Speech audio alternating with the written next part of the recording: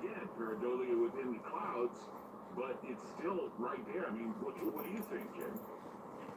Well, obviously, being live, standing there, looking at the situation, I didn't see that then, but seeing that there, I did not previously notice that, but he's absolutely right. There's something in the picture. There's something to be above them. And that's the thing about that night is that mood, the feeling in the air.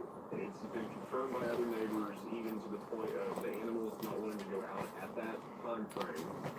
There was such a dread and such a malevolence outside that it's something not of this world. Something is reflecting off of the light in the cloud, in the fog.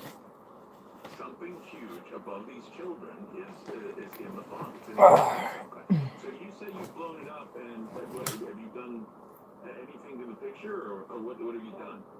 No, Clyde, that's the picture off your website, and all I did was right-click on it and save it to my hard drive, and then all you got to do is, when you click on the picture, then all you got to do is roll your mouse, and it will enlarge. What? I literally just saw. I wonder if he's streaming now. I don't know if you started 45 seconds ago. Lol. Hey, there you go. So, I know you're first. Congratulations. Howdy, Mister. So, nice. You beat. You're first for the first time in a while. I don't think you were first for a while there.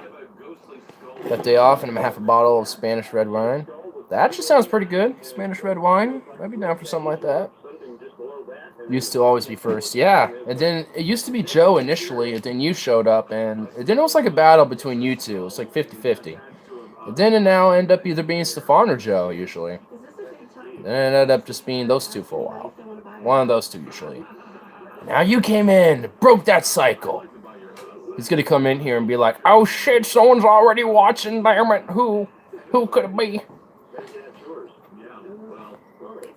You ever drink wine? Oh yeah. My favorite type of wine is Riesling and Zinfandel. White Zinfandel and Riesling.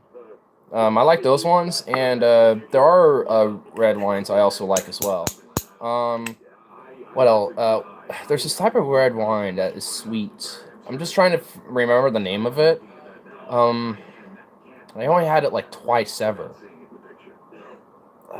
I'm forgetting the name of it right now, but I know there are two types of wines that I do like, which is white Zinfandels and Rieslings. Those ones are actually pretty good. I like those. Dessert wines are sweet. Yeah, I definitely like dessert wines, or like red wines too, because I know that goes real good when you eat meat. And when I had that horse tenderloin when I was in Iceland once, I had a thing of wine with it, and then I like that made me click like, hey. Red wine is really good with meat. And that was like, alright, red wine's for meats.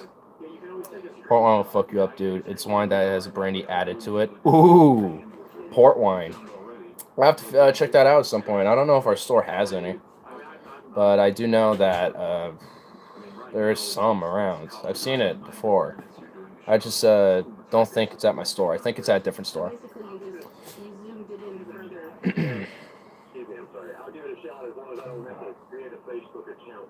Oh, I see. So you're not on Facebook. Well, then why don't you email me with it? I'll do that, Clyde. Because I respect people that don't want to stink of Facebook on those. But what's this? There's also this one type of wine that was it's a. I think it was a berry wine. It had like all sorts of different berries in it. It was like literally like raspberry, blackberry, strawberry, and like huckleberry, like blended all into like this berry wine. It was very tasty and pretty strong. I forgot the name of it though. I think it might be something a Portland local or something like that, or Oregon, Willamette Valley local. But I'm just blanking on names. Somewhat, I don't really have wines too often, and when I do, I usually I'm not buying it. Usually someone else already has it, and port wine is from Portugal. One of my uncles at Thanksgiving dinner told a story about how he OD'd on heroin in brothel. Oh yeah, I remember you told me about that a couple streams ago. I want to get drunk. Damn it, Stefan, quit being an enabler. You know, I'm just enlarging it with my mouse wheel. Okay. I haven't done anything to Speaking of drunk, you want to know something hilarious and actually kind of sad? Pops got fired from Amazon, and it's like, and his excuse is, well, the little bracelet thing that you have to clock on or whatever, I couldn't work it. You were there for a week and you suddenly can't work on it. I got fired by Pops from Amazon. It's like, what? It's like, how did that even happen? How do you do that? Well, evenings, mister. It's gay, fuck Amazon. Amazon's a piece of shit anyway, yeah. Fuck them. Fuck them all.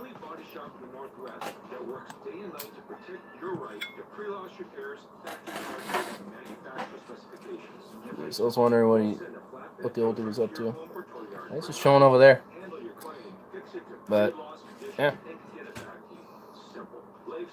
Might as well just do this way. People say things don't matter. That's not true. The things you have, from the house your family lives in to your belongings inside, are symbolic of the life you've Boom. worked so hard to build. I'll follow that just for a second. Yeah, but it d's me out! Can't even grab it. Couldn't even grab it. But yeah, I use eBay. That's what I use for online purchases. I don't use Amazon really. eBay just is like, it's more like user friendly, yeah, because it's more users are selling shit too. So it's kind of like a Craigslist, just more professionalized. And sometimes it can be bullshit, but sometimes it ain't. So I mean, I haven't been gypped like straight out, but there's things where I've got like I got a new necklace I got, and it was I ordered it in gold. It came in silver, so it's like, well, I got what I wanted. It's just not in the gold, it's in the silver, which is not a big deal. I don't really care either way. I mean, I'm not gonna freak out because it's not in a different color. It's because everything else in here is like silver and like, so it's just like, I want to change it up a little bit with different colors, so I bought a few in gold and a few in silver. It's fake, not real gold, but, it's the same thing with the silver. I doubt this is real silver that I bought. If it is, it's probably some cheap silver. Shit, I gotta unclog the thing, can't even pull it.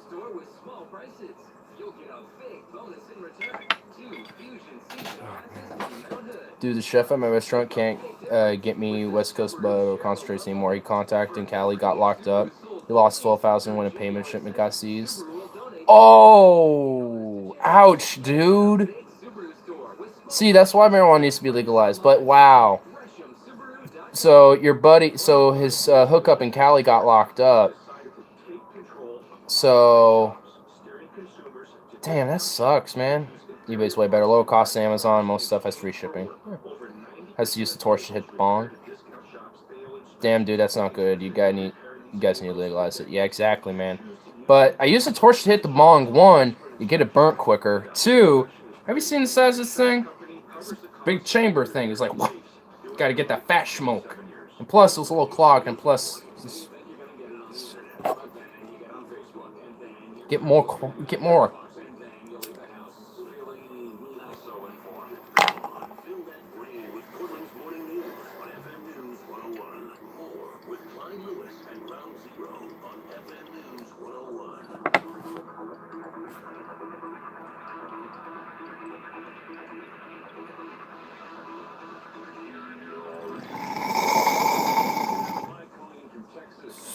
You're on ground zero. Go ahead. How you doing, Clyde? Doing good, man. When you guys were talking about the, I immediately kind of had an intuition feeling that what you're looking at is not what you think it is. It's not demonic in any way. It's something that's supposed to naturally happen. And all of a sudden, a word came to mind. I need to run it by you and Rosemary and see. Rosemary isn't here anymore, so. Sent payment of $12,000 cash in an envelope to Cali. I got the word So we go step back and return. Just so happened to arrive when dude got locked up. Wow. So California police departments are going to buy up some new AR-15s now. Yeah. They're going to buy a lot of that. They could do a total upgrade of their department. Shit. Well, that definitely sucks, man. Shit. Dude. My sympathies, man. My sympathies. It sucks that there are people in this country still that have to deal with that bullshit. You know, like...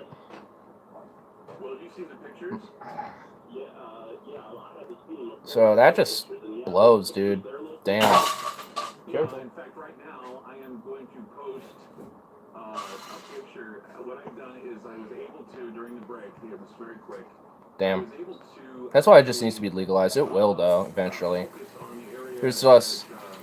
I just feel like in those next 4 years, man, it just will, like, considering how many states, every election cycle, more states, even if it's 1 or 2, like, it's at least like 2 to 3 more states every year or every election cycle get legalized. So, I mean, it's just only a matter of time before the whole country's like, you know what, let's just do it. No line cook in the kitchen has a roommate who ships his stuff over from Colorado. I have to get in touch with him. There you go, man. Just be like, hey, man, my dealer, his hookup, he got busted, man. So, can you sympathize? Be my new blessing. Be my new herbal blessing. But it seems like it would be a lot more safer to go from Colorado because there's less states to go through. So it seems like it just seems more like a safer bet to try to go to the closest state that's legal when it comes to these illegal states. I mean, just think about it. All these illegal states like Idaho and like Ohio and the Carolinas, the Virginias and stuff, like they're getting their stuff from the legal states now at this point. That's where most people, like that's where most of the black market is now. It's just all in the legal states. I mean, even with these states that are like, hey, you can only buy an ounce at a time and stuff like that. It's just a tiny little loophole to basically say, hey, you can't go ship it out anywhere, but we don't care. I've already had some of the other guys' stuff. The aforementioned line cook sold me a bag of work. It was pretty damn good. Hey, there you go. Sounds like Colorado Buzz, some good shit. I'd like to go to like all these legal states and just try their bud. Honestly, that would be kind of a cool little road trip. Go all to the legal states, like map out the legal states, take the routes, and go for every little town and try their buds. Like just buy a gram from every little town. Like buy a little pre-roll, just something, you know, just a little something from every little town. Spend the night there, chill out, smoke their bud, and be like, hey, pretty good stuff. Let's go to the next town, do the same thing. You know? It'd be like probably a 2-week event. Like for me, it would be really easy to start because I can easily just go the 101 route, take Highway 101 all up and down the West Coast and just do that to start. Because there's Washington, Oregon, California. Those are the big 3. Then there's Alaska. I need to find a way to get there. Though I have to get in touch with people there because you can't sell it retail. You can't sell it in a store, but it's legal to have, it's legal to grow, and it's legal to privately sell amongst yourself. So I would just have to just go there and just happen to find somebody who has some. I mean, that would just have to be the case for Alaska. With these other states, I just have to do the same thing. So all these recreational states, just take a road trip. Just go down to all these little towns and just buy a gram of bud, buy an eighth of bud, I don't know. Just little quantities here and there from all these tiny little towns. And then, like, make a big goal. Like, if I'm going to Colorado, for example, I can make, like, a goal to go to Denver, but I take my sweet-ass time, go all the tiny little towns, all over Colorado, go to Yellowstone, do all this other stuff, and take little, you know, tiny little trips out there. It'd be a little bit more expensive than taking just a simple road trip, but it'd be a fun little trip. I mean, because it's a way to experience other bud from other places and experience the weed culture in other states. I mean, which is kind of would be that goal initially anyway. What's the point of not having retail? You lose out on tax revenue. I don't know. I don't know why. Alaska, they legalized it in just a different way. They just have a... You have the lighter? Oh, yeah. Yeah, it's just right here. But, yeah, they just have a different little way of doing it. I don't know why you can't sell it at dispensaries and stuff like that. But it's... I think it's just because there's such a low population, but that just doesn't make sense to me either way. I don't know. I'm also really not too sure. I just know that you can't. As far as I know. Vice had a documentary video where they got a tour to grow a house in the Atlanta suburbs. The dude grows high quality weed for Atlanta rappers and gangsters. That shit is like an hour away from me, dude. Yeah, I mean, honestly, imagine if Georgia legalized. That guy will be probably the biggest like dealer, legally. Like he'll probably be like one of the first dudes to get a license to grow all that fucking shit he has. What's Alaska system? Private sales between individuals? I believe so. Um, if I remember right, I think it is that you can't have dispensaries, but you can have legal grow operations amongst yourselves, like private use. Like they legalized essentially private individual use. It just hasn't legalized the sale of it, like the legal sale of it. I think that's how Alaska did it. He already left Georgia and went to Cali. Oh, so he decided to make his business there. Damn. So he was an hour away from you, but now he's more like a day's drive for me. Damn. Well, maybe he'll come back to Georgia and make his business legal there once he can, if it legalizes there. Shit, but that sucks, man. But what was I about to say before that? But oh yeah, with Alaska, I know medically it's legalized for sure, because I know with like doctor prescription you can easily get it. Um, but yeah, as far as I know, they can't have legalized dispensaries selling it. I don't know why, but that's just Alaska's system. It's weird, but they still have legal weed, so hey, I mean, you can't technically grow your own marijuana in Washington. You can do everything else with it, but you can't grow it yourself unless you have a medical card. You can't recreationally grow it yourself, which sucks. It's like, well, that sucks, but I mean, that's why it needs to have a federal standard because yeah, all these states are legalizing it, and every time it happens, it's getting better and it's getting just better and more detailed and more thought out. But every state is still doing it differently. Like, they might have adopted pretty much the same system as other states like Oregon or whatever, but like there are states like Washington that don't allow certain things. Like they won't allow like in Washington you won't allow recreational grow operations, but they can allow medical if you have that card. So it's a little bullshit, but you know it's just kind of how it's working right now. I mean, every state's just doing it their own process and their own way. I mean, Ohio had an opportunity to legalize it, but they voted no. I think because they're only allowing a certain amount of grow licenses, which mathematically, if you looked at it, you wouldn't need that many. So they're like, well, because of that, we don't really need that many, so we're only going to put out this amount because that'd just be too much and overkill. So here's a certain amount. And people were like, no, there's only going to be a weed monopoly here, and only one person's going to be distributing it all. Stuff like that. So they voted no against it, which is like, I mean, it's like you can literally, nitpick every single recreational marijuana legislation bill being pushed to be legalized to vote on. You could like nitpick every single one of them and find problems with every single one of them. But we're not going to do anything to get marijuana legalized if we keep doing that. Like Ohio made a pretty big mistake doing that. Like despite maybe not having as many marijuana grow licenses to distribute amongst dispensaries, you can still grow yourself, and you can also have your own personal grow, which you can personally sell to other people. No one's stopping you from that.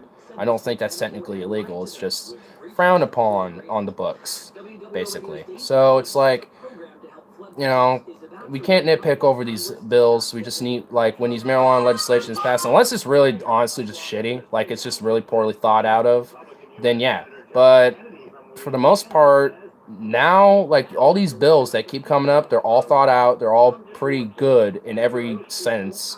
Even North Dakota, they didn't pass, but even then, theirs was actually not too bad. Yeah, they had no taxes on recreational sales. Yeah, that's a little, you're missing a big opportunity there, but I would have still voted yes because you can amend later a small tax on it, like a 5% tax or something like that. Like you can implement that later on. So, I mean, even a 1% tax, like you can implement a very tiny one, and which wouldn't scare people, to deter them from buying it, but also you can get a revenue off of it now. So they missed a big opportunity with that, which is I think why a lot of people voted no. They wanted to see this opportunity for their state, not like they're already prospering as it is there because of the oil boom in North Dakota, but they honestly probably just should have. That would have prospered the state better and probably could have weaned off of oil, actually, if anything. So, I mean, not sure if anyone else took it over. Not all the weed here shade or indoor hydroponic crops. I vote for a legalization bill in my safe. It meant we had to see Mitch McConnell naked on TV every day. Oh, man. I don't want to see that, but at the same time, I do. Get him out of that damn turtle shell of his. I'm Mitch McConnell, and I'm just a turtle. Wait. That's good. There's a lot of recreational. There's a bunch of shops listed in Anchorage. Oh, shit, really? All right, well, yeah, I guess also maybe they amended it later on where you can allow it then, because I initially heard when they first legalized it that wasn't allowed at first. So maybe it was they incremented it in over time, or didn't because they didn't allow it initially or something. I don't know. I initially heard that they didn't allow it at first, so maybe it was just added in later, or it was meant to be later. That's how bad I need good weed. I think it's Vermont you're think of. I mean, I don't know. I've always heard Alaska was the state that didn't allow it for at first. At least for the, I didn't hear it too much recently anymore. So I kind of had a slight assumption maybe that changed. So evidently, must have. My former roommate turned into a stoner. Now he gets really weird diarrhea whenever he can't get weed. What? What? Okay, I never heard of that before. I legit have never heard of that before. That's. Are you sure? Dude, that's weird. How do you get diarrhea because you didn't have weed? Like, you, like, stopped smoking for a few days and it's like, oh shit, I got diarrhea! It's like, whoa. Like, that doesn't make sense. Like, what? Are you serious? You're... Okay. Alright then. I mean... Okay. I mean, I've had, like, bad stomach aches before, but that's usually because I've always had those.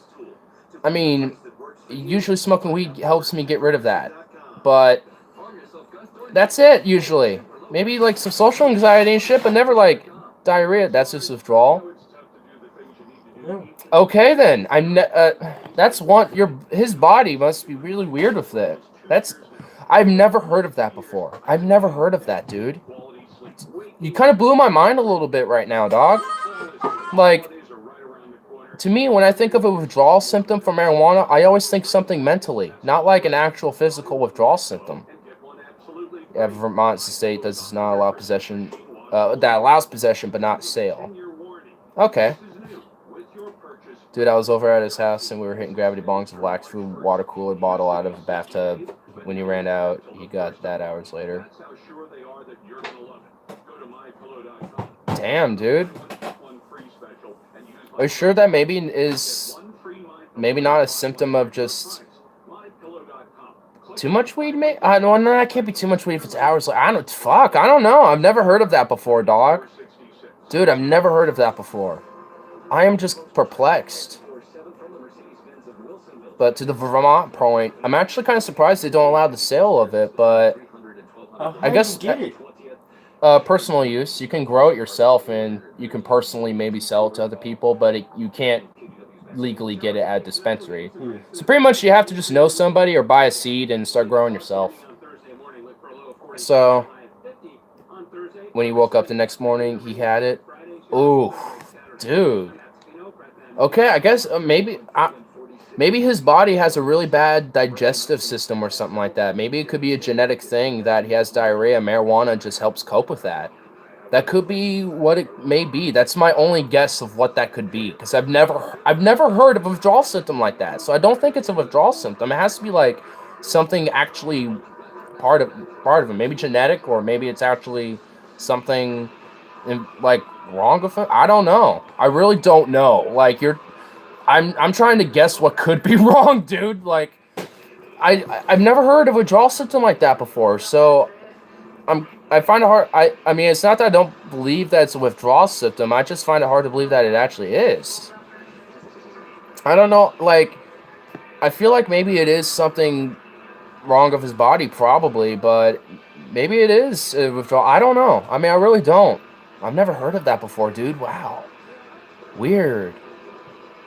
That's weird, dude. I've never heard of that before. Never. That's peculiar, man. Man, you blew my mind for a second.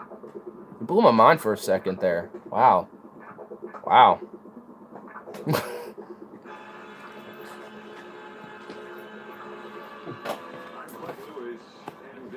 I mean, does he, like... Is it only when he's sober, too?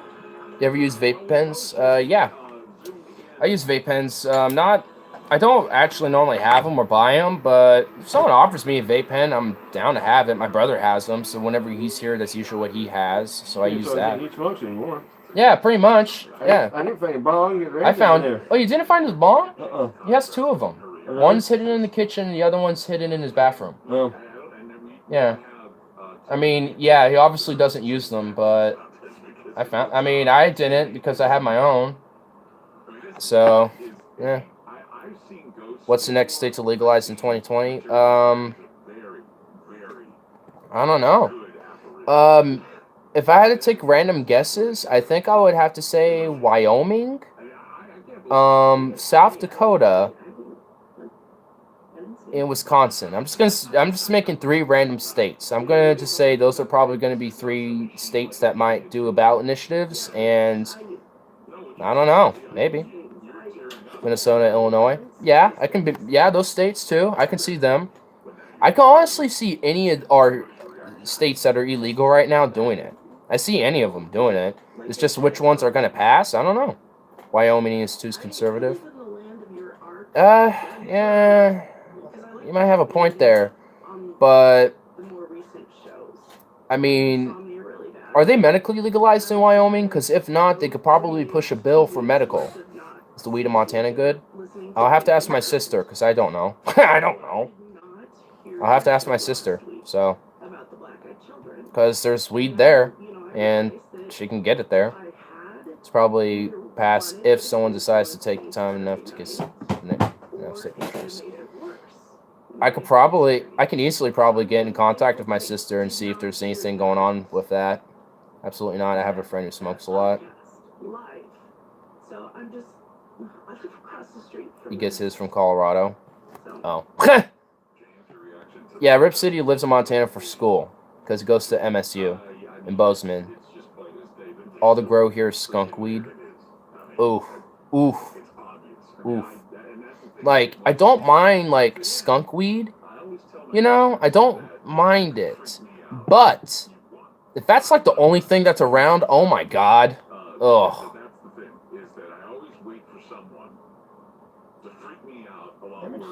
But, what's skunk weed? Just the smell? If it's the smell, that's the thing. You know, I don't mind it. But, too much skunkiness is like... Blah. Blah.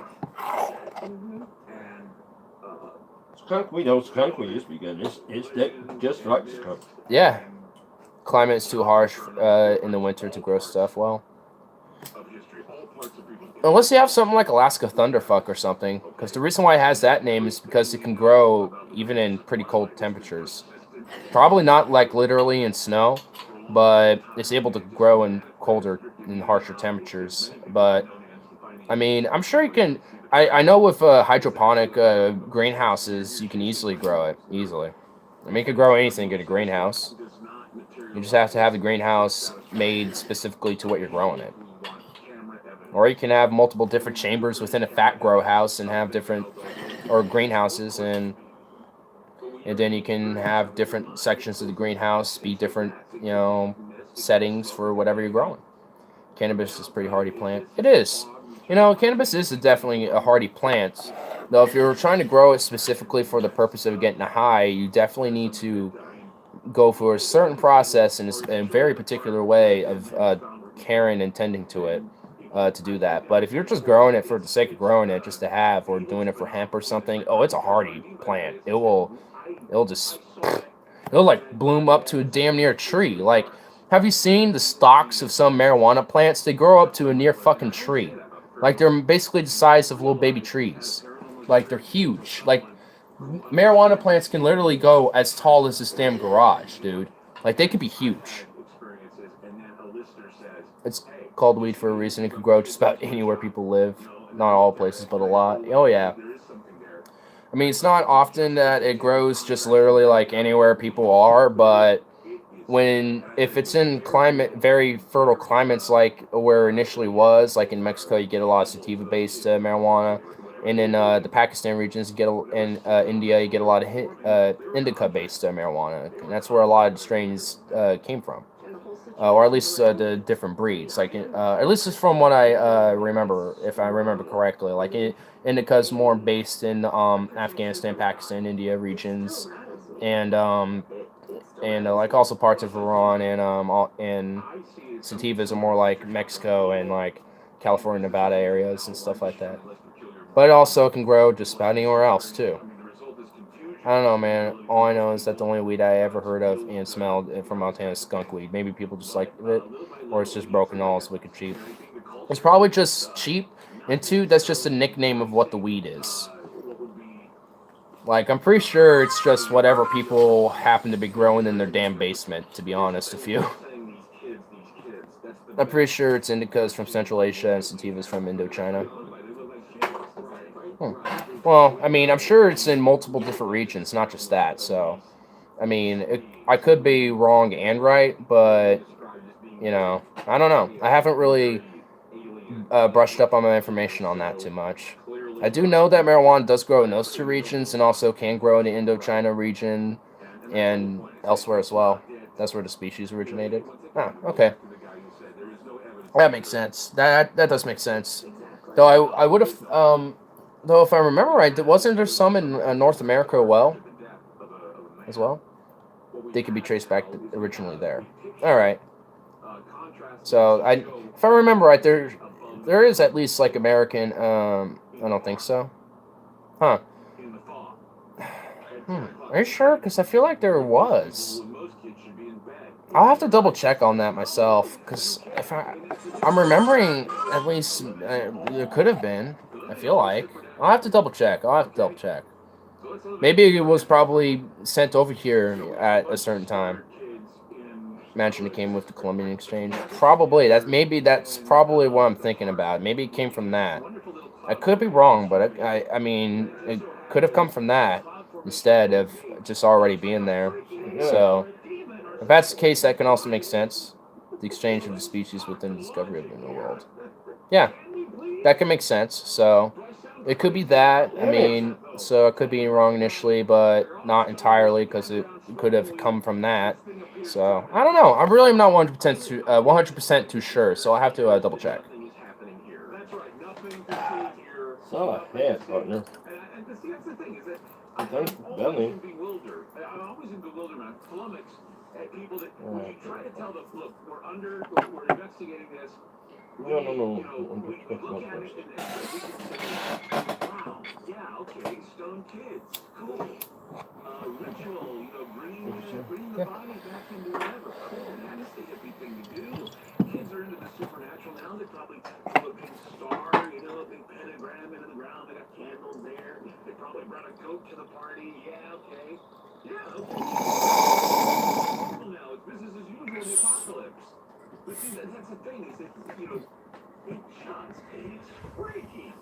It's too freaky to even, okay. We learned about Christopher Columbus, Signar. What they do? Right? Am I crazy? Wait, you still in school? Still in school, boy?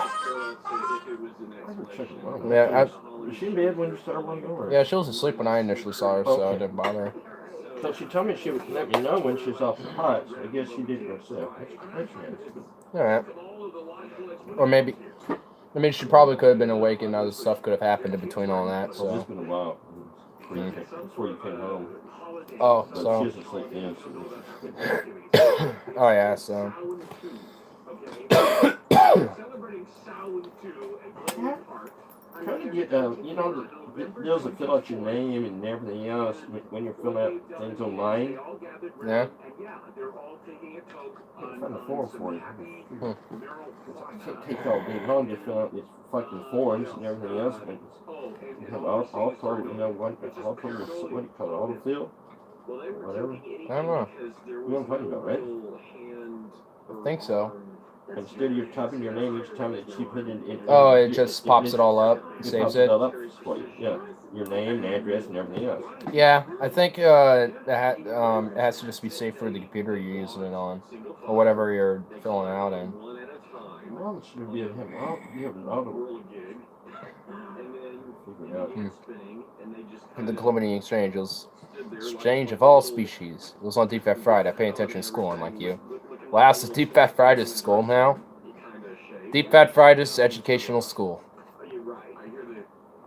I happened to be on my flight home from Iceland, so I was just like, bitch, where's the Leif Erikson? I'm waiting for that. And then they mentioned it, and he was like, fake news. I'm like, have you read the story at least? There's a full, you didn't watch that episode? I was watching it literally as I was flying home. I was like 5 minutes behind live, but yeah, I kind of was. Like, there was Wi-Fi built in the aircraft, so they did Leif Erikson. I know, dude. I happened to I was like making my comments as that was happening, and I was just like, "Oh, you bitches, you bitches." I'm just like, I'm gonna keep spamming about Leif Erikson until you acknowledge him, and they finally did. I wasn't the only one either. There was like 4 or 5 others doing it. I'm just like, I am literally flying home from Iceland as we speak.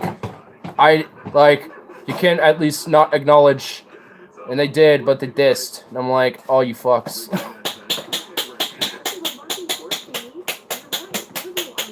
Because there's a whole full story about it, straight up, and he wasn't the only person to actually just go there and be at Vinland and try to colonize the place. There was 2 full expeditions, and there were trades and back and forths done at both settlements.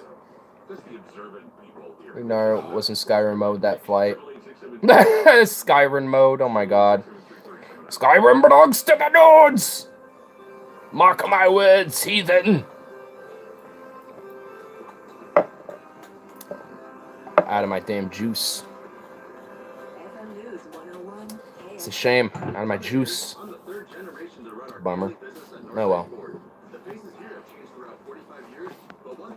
Iceland belongs to the whites. The whites.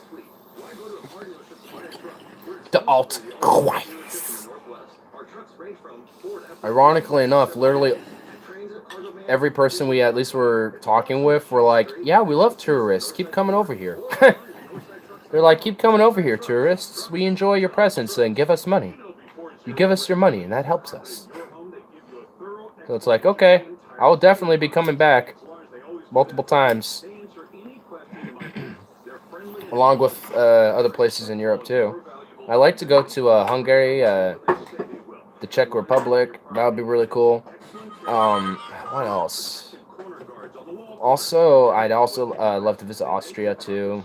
Germany, Estonia, too. Why not? Let's go to Estonia, guys. And go to Finland, Norway, Sweden, Denmark. I want to go to all the Scandinavian countries. And, but, yeah, Estonia would be really cool to check out, honestly. Because it's, like, kind of Finnish, kind of Nordic, but also kind of Slavic, too, at the same time. It's like, whoa. It's like a big fat blend of all sorts of different things. It's like, what all lays here? There has to be, like, some rich history involved there. I mean, really cool to check out the museums and stuff. And their language is complex and perplexing as fuck. I mean, have you guys, like, written a sentence in Google Translate in Estonian, and it just blurps out this of, like, what?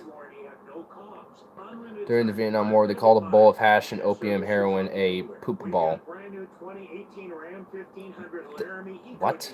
My uncle said they smoked poop balls. Why that name? Poop balls? Poop balls? Really? Poop balls. Estonia is most closely related to Finnish. Oh yeah, definitely. I mean, it doesn't surprise. It wouldn't surprise me if Estonian's more closely related to Finnish than anything. But it'd be really cool to just go there and check it out. Honestly, it'd be a really cool country to visit.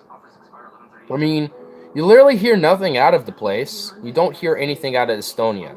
So, like, what could possibly go wrong going there? You know what I mean? It's because it was brown, I guess. They rolled some hash and heroin together in a ball and it was put in a bowl. Well, all right. Just poop ball, though. Yeah, My good God. This is just an absurd name. Poop balls. Poop balls. Oh my God, poop balls. At that point, you might as well nickname them dingleberries. At least it sounds a little cool, I guess. I don't know. Here, we're going to put a dingleberry in the bowl. You're going to smoke it. You're going to get real high, boy. It's hash and heroin. Have a dingleberry. But I am going to refill my juice because my throat is a little dry. Which is shameful.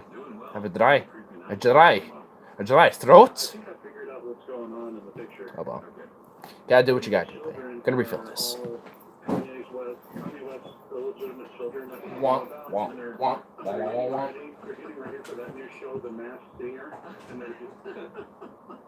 And I think the apparition is from a really, really, really low-flying plane on trail. Yeah, the Chemtrails don't exist, of course. No, they don't. Chemtrails No. do. Something big, something huge. I actually, seriously, I actually had an idea. I've had this thought for a long time. Kind of a unifying theory of these entities. Everything from reptilians to black-eyed children. The black-eyed children. The similarities to the grades that they have. The black, just uncaring, unemotional eyes. I think these beings probably all come from the same gutter dimension. I think the answer to the question is it demon or is it an alien? I think the answer is yes. I think they're both. I think they come from the same gutter dimension that I've read about quite a bit. And I called a while back, I don't know if you remember, we talked about the going towards the light thing. Bandito, the sweet boy, just sitting and chilling by himself. Sweet little fat boy bandito. This camp, this is so fun. Now you enjoy that, good sir. Personally not a opioid man myself at all. But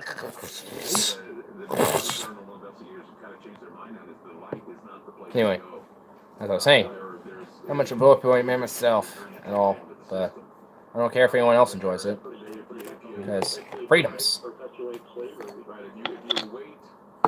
Your cycle pump, if you await someone to guide you into the next life, they'll tell you, no, don't go to the light. And usually when people do go to the light, they're told it's not their time. Sometimes they get the usher there says, you're not going. You're not going to go. So they won't let you in. Yeah, exactly. Ah, so much weeds. These fat nugs, my lord. I'm not even gonna touch those at all. But having encounters with them, first of all, they have a rotten smell because they're decaying, and they have to exist in a different vibrational level in our dimension, if you want to call it that, this spirituality. Let's get some of the leaves off by crumbling it away, You hear about the ritual thinning them down. killings involving reptilians, and they first thing they do is just instill as much terror into the victim as possible, and that's when they do their thing, and that's what they feed off of. And all these entities seem to have that in common. The black-eyed children, like those kids that showed up. Boom, there we And go. they were, across the street from her house in that park. Billboard 60 a drop to paranoid anxiety and can't listen to feeding the off of that negative energy. And that's the thing, is they thrive on that. It's part of Usually the cannabis for me does the same thing, kind of overall. I mean, it helps with my nausea, it helps with my social anxiety and paranoid. So, not every time, but for the most part, it will help me out with at least the mental state of it. But sometimes it won't just do anything. Sometimes it'll just make me tired, so I kind of just become more introvert, but not anxious really anymore. So, I mean, marijuana's just kind of always helped me out with that, so I've never really needed to change the habit, I guess. So, but again, I don't care that anyone else does it, That's why I want, all drugs legal, because you're not going to stop people from taking what they're going to take, so you might as well have it legal so there's no criminal, incentivization against it, so people aren't just put in prison for doing a little dope. And we should regulate it so it's more safer to use for people, and tax it for sales like we do with weed and alcohol and cigarettes, pretty much like if any other drug that we use. So, I mean, just, to me, it makes more sense. I mean, you won't totally get rid of like the problem with it, with people who are just straight up addicted and hopeless and stuff. But that's why you also put a lot of the taxes into like public rehabilitation programs, public housing programs, education programs, stuff like that, and help and have an open resource for people who are addicted to go to, no matter what. And if they're caught by police, they're detained to go literally straight there. They don't go to the jailhouse. They literally go straight to the rehabilitation center, get checked in, and they get to stay there for a little bit until they get integrated back in society. I mean, it's just a more that just seems like a more humane and better solution to the problem than putting everyone in jail who just does a little dope or distributes it, and then you incentivize the whole drug gang operation, which causes a whole little drug war amongst themselves. Not only that, but the DA is waging a drug war, which has been not fruitful at all. So it's just whole problems of having prohibition on it. So, so that's why I'm like, do all drugs, do them all. Stick it to the man and do the drugs.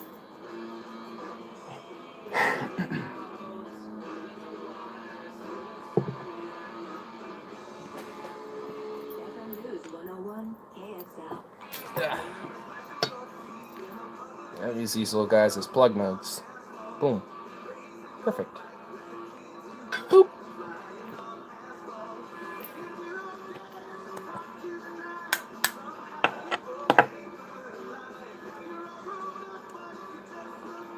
There was a little hair on that weed. What the hell? Shame. Shame there's a hair on the damn thing.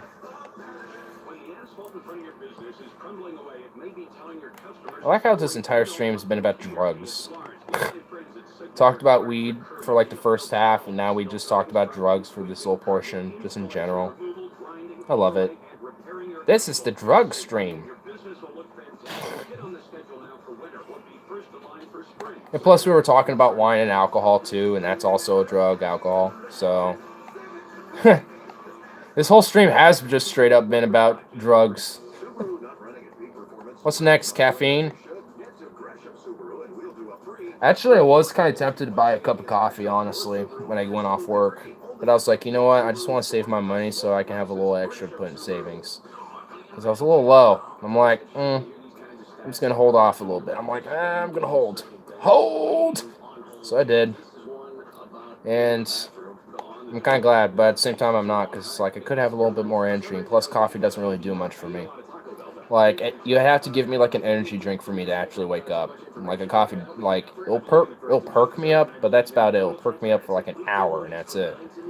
Like, it might make me mentally awake for a little bit, but, coffee never does anything to me. If anything, sometimes it makes me sleepier. Not always, but sometimes. So it's just, like, coffee doesn't do much for me.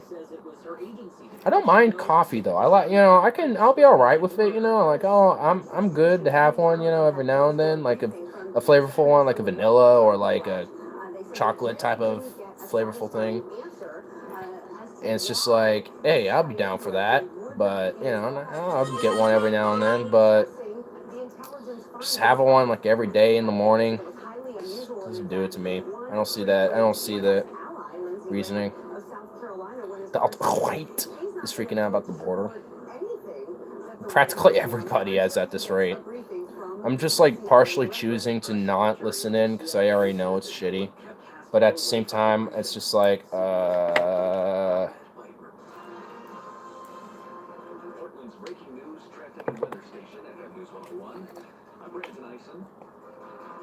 Portland's most traffic 24/7 from the Mercedes-Benz of Wilsonville Traffic Center. There was an earlier shooting that has a police presence between the 300 and 1200 block of Northwest 20th. Gee, For sure in front of the what do you know? Be aware there may be Another shooting in Portland. Otherwise, your roads are wet. Hmm. Drive accordingly on your overnight. Here's KUW's Matt Tina. The rain is ending. We'll get some dry weather on Thursday, then it's back in the rain again on Friday. The overnight low 42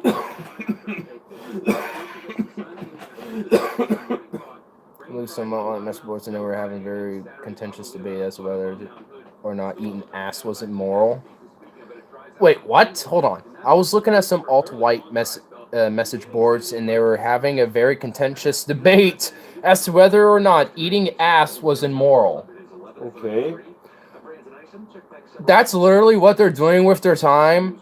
Is eating ass immoral, or is it immoral? I wonder where the next mass shooting is going to be.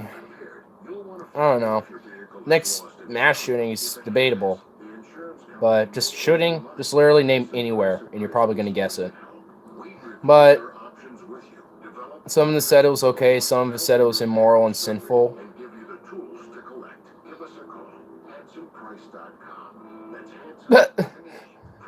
Lol. I'm pretty sure eating ass has nothing to do with your morality, like if, you know, killing someone's okay or not. They had a schism, my niggas. Oh my god, dude. Dude, that's just hilarious. That is hilarious. That is so hilarious and sad at the same time. Like, that's sad. Like, that is what they're having their big controversy over right now over there at the alt-right little group. Little thing they got over there. Is whether eating ass is immoral or not. Like, Disgusting. I mean, yeah, if you don't clean it out, you know, properly, and, you know, like, I won't do it myself, you know, but if we, like, are in the middle of a shower, you know, we're feeling a little funky, feeling a little extra spicy, you know, I'll get in there, extra clean it a little bit, and I'll probably be down, but beyond any other point, I'm not going to be down for that. No, like, that's where shit comes out. No, thank you. I don't need to have the subtle taste of that. Like, that's why I'm going to, like, you know, do a spray down so there's no little molecules, you know, maybe until 30 minutes later, but we're definitely going to be done doing that by that time. So it's just like, I mean, but I ain't going to deny anyone's right to eat some nice ass. Like, I mean, if they want to go ahead and eat up that ass, then fine. Go right ahead. Like, oh my god, that's hilarious. That's their discussion over there, or their debate, or whatever, or their schism of divide. The civil war of eating ass or not. It's the great ass-eating war.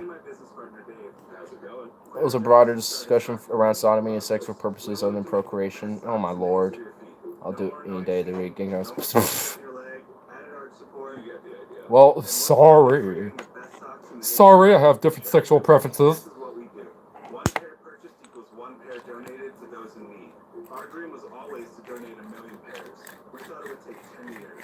That's why Dave said, when we donate 1 million pairs of socks, I'll get a tattoo to celebrate. But then something happened. People Now loved it's our become socks. And instead of 10 years, a petulant little child. 1 million Oh, god damn it. It all fell on my pants. Okay. I can live with that. What are you grinding up? Weed? I'm grinding up the lost souls of children that I've consumed. I'm grinding up the lost children that I have consumed and made mine. And I'm going to smoke their souls, and they are going to have to sit there and enjoy it.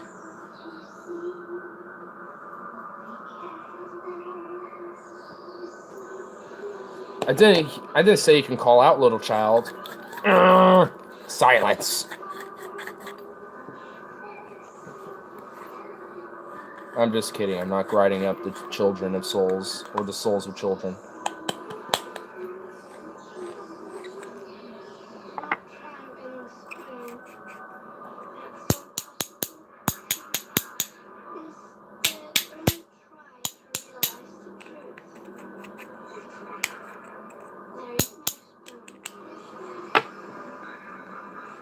I need to smoke a blow the bowling bong. Yes, you do good, sir. You need to do that now. Smoke the weed, smoke the weed, smoke the weed.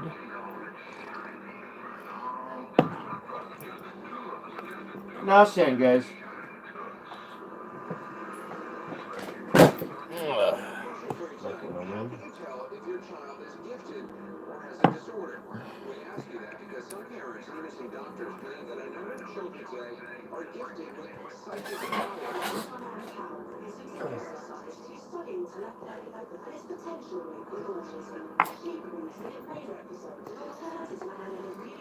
What intro is this? He always has like the most absurd, weirdest intros. I swear he must be blitzed out of his mind. He must have taken like 5 dabs before he edits these like little intros or something. Takes like 5 dabs. Oh, 4 more. It just goes over and over and over again, and then it's like, all right, time to make an insane intro. What if we had the children? It had all these news. Now they're talking about the black children that actually are something different. The what children? The black children that actually. Black children? The black children.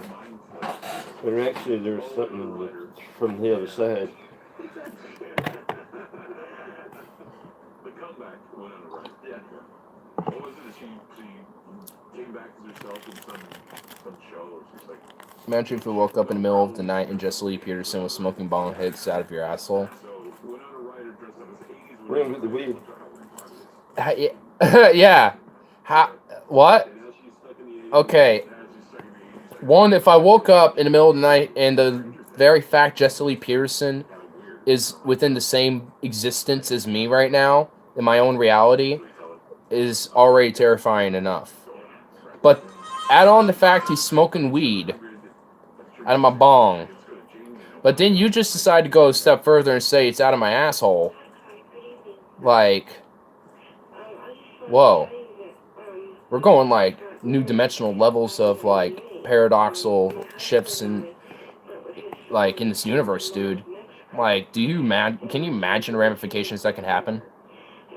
Do you like, oh my lord.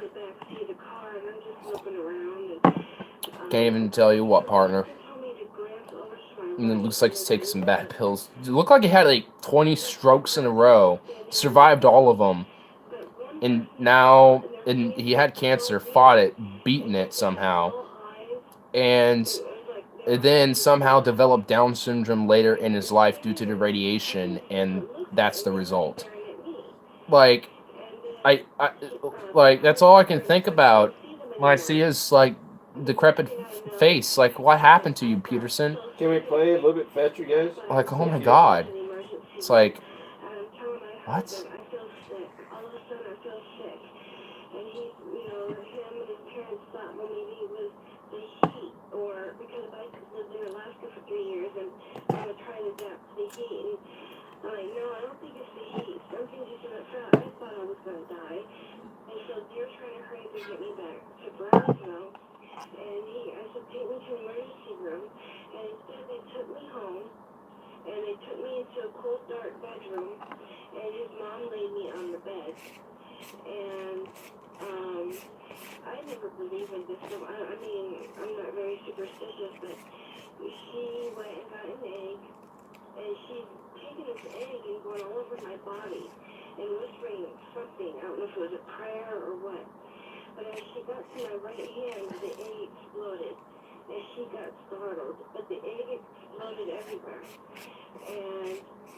Probably crushed it.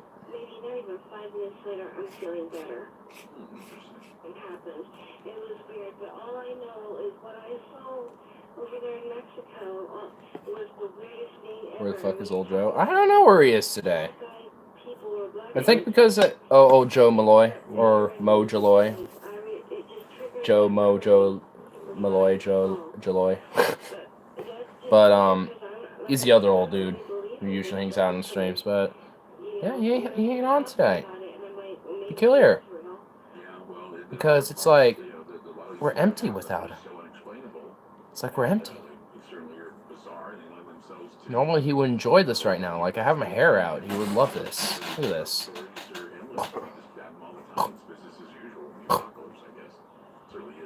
Like, he'd enjoy that right now. Like, damn, look at that. Look at this intensity.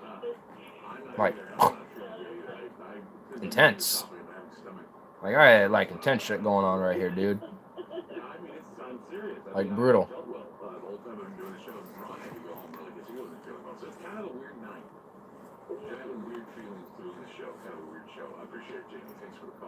There we go. But he'll probably be watching after stream, and he would be like, yes, I do enjoy that. Nearly escaped getting sent to Vietnam by the skin of his teeth, did heroin in the 70s. Damn. I believe the first 2/3 of that, but then the last one, I'm like, I don't think, has he? I don't know. He said he sent me a message on Twitter, but I was on there last time, and I didn't see one last time I recall, but it might have not just registered or something. I don't know. There was somebody who was wanting to message me. So. The creature that, I mean, I had to hunch over because my ceiling was about 15 feet tall, and it was taller than that because it was hunching over. Everyone who was 20-something did heroin in the 70s. And had some kind of orb. How old are you when you were in the 70s? Just circling around and. The breaker in 71 is about 18, 19. So 71 was 18, 19. So you were in your 20s in the 70s. Did you ever do heroin? No. Quote, everyone who was 20-something did heroin in the 70s. You're 20-something in the 70s. He didn't do heroin. Rebuted, bitch. Reboot. Checkmate. Already refuted. Just as common as hash. I'm sure it was. But wrecked. Wrecked ya. Wrecked.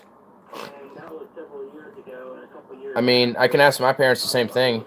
I know my dad was probably way younger at the time, but my mom wasn't. So she was about 20-something at the time. Rely. Wrecked. Yeah, wrecked. Wrecked. Wrecked. Wrecked, partner. And that's what we call gunslung. Gunslinging little maggot.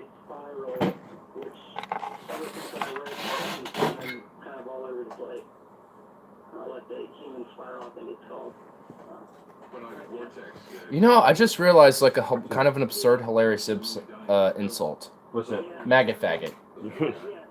Like, just, I mean, it kind of rhymes, and I've never heard those two put together at once like that. Really? You know what? I'm gonna start calling people that. Like if I'm, dealing with some moron on the internet, I'll just call him a maggot faggot. I'll just call him that. See what they say. Be like, what? I mean, I haven't heard that used ever, so but that just sounds funny. It just sounds funny to me. Maggot faggot, like, that just sounds funny.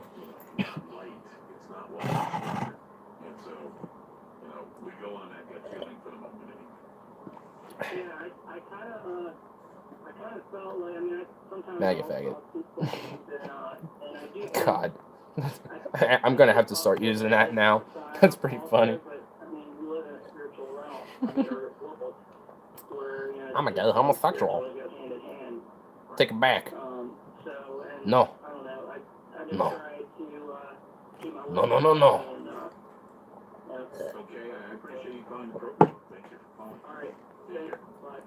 That face. What? I was just saying earlier, like literally just before you showed up, I'm like, I never heard people say maggot, and then people say faggot for insults. But I'm like, why can't we just combine the two? Maggot faggot. Like that just sounds like if you say it kind of quick like that, it just kind of sounds funny. If anything, it's like I'm kind of finding it funny myself a little bit. just the way it just flows. The flow of it. Maggot faggot. It flows pretty well. I like it myself. It's pretty funny. Blowing a little grass out of the ball and going back into DLC for Fallout New Vegas call. Honest Hearts. Oh, that's a good one, too. I like that one.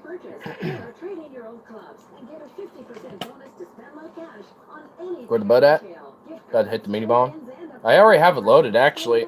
But my throat is, like, not wanting to cooperate a little bit. Like, I've been drinking this juice to cool my throat. And it helps for, like, a second. It's like nothing in it. I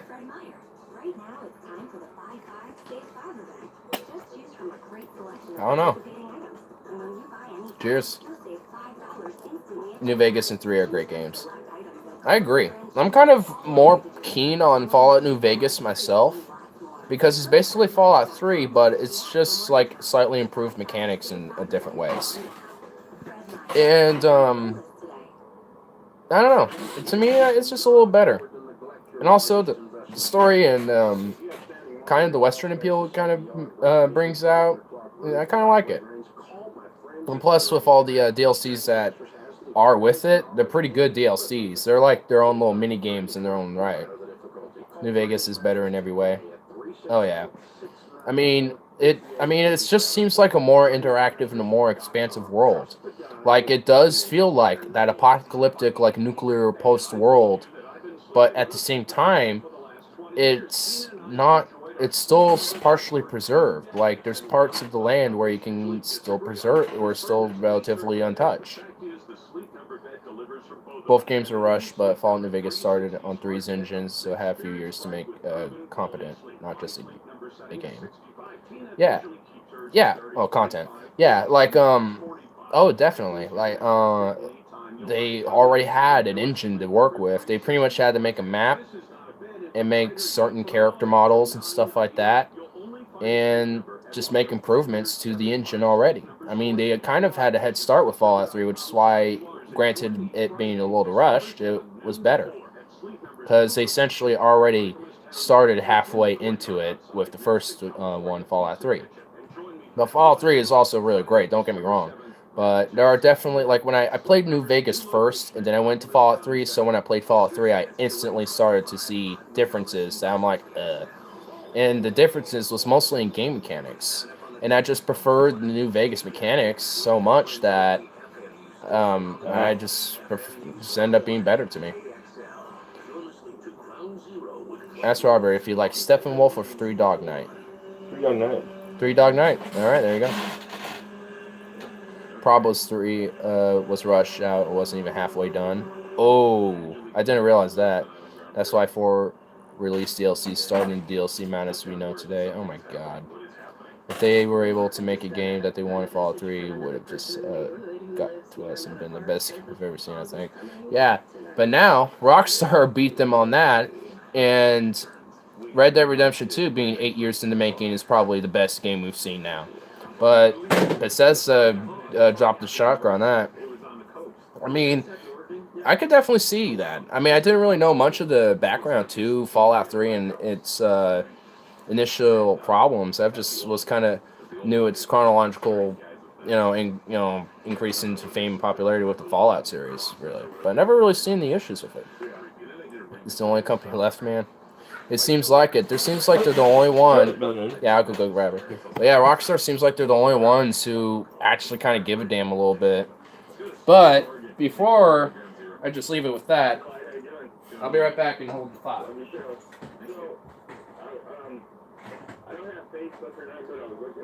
Never mind, Dad's got it. Okay. Anyway, with that being said, though, spends actual time making the game, knowing what they're doing coming this December.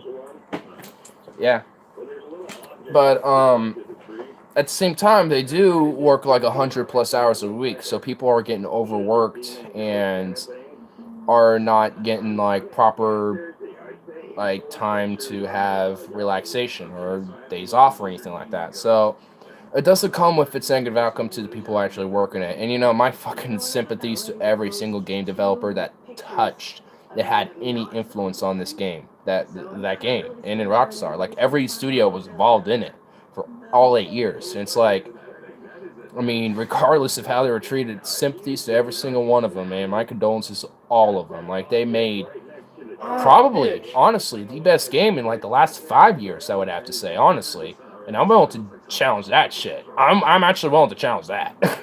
Like, it's pretty amazing, like, how they made such a, like, I don't even have to make an argument. Look at the chats in like any Red Dead Redemption 2 video, like at least like 20 of them. Just go for 20, so you don't look at like 5. Then it's like, oh well, the 5 top comments are all just bleh, you know, because everyone likes it. But it's just like in every single one, they're all saying like basically the same thing. Like, this character that you play is like probably one of the best written. Like, the story is like some of the best written for a game. It's almost like a movie that's so good.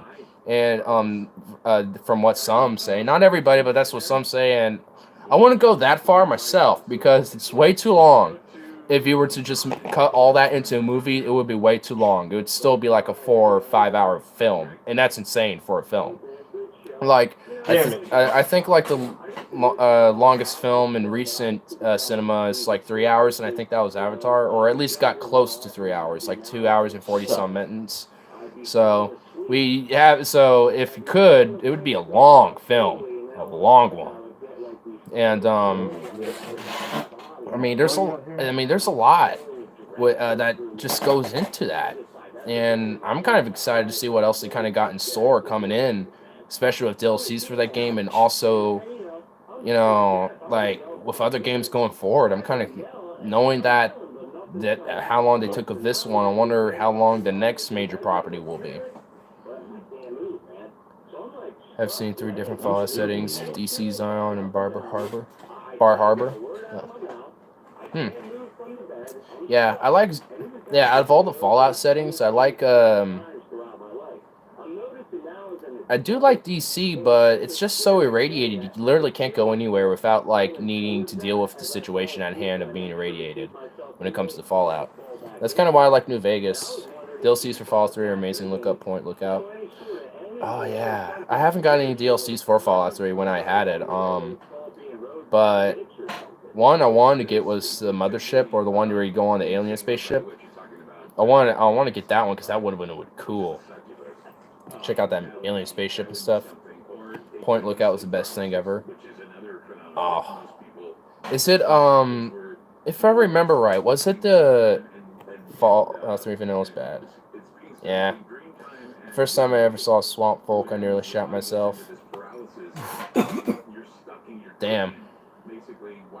I know there's one Fallout DLC where it basically takes you back in time, where you get to fight in like the with the U.S.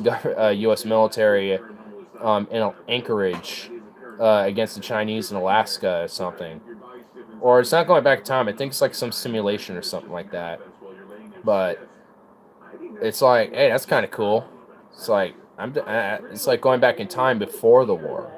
It's like, hey, I'm down for something like that. That was pretty cool. Where'd Bud at?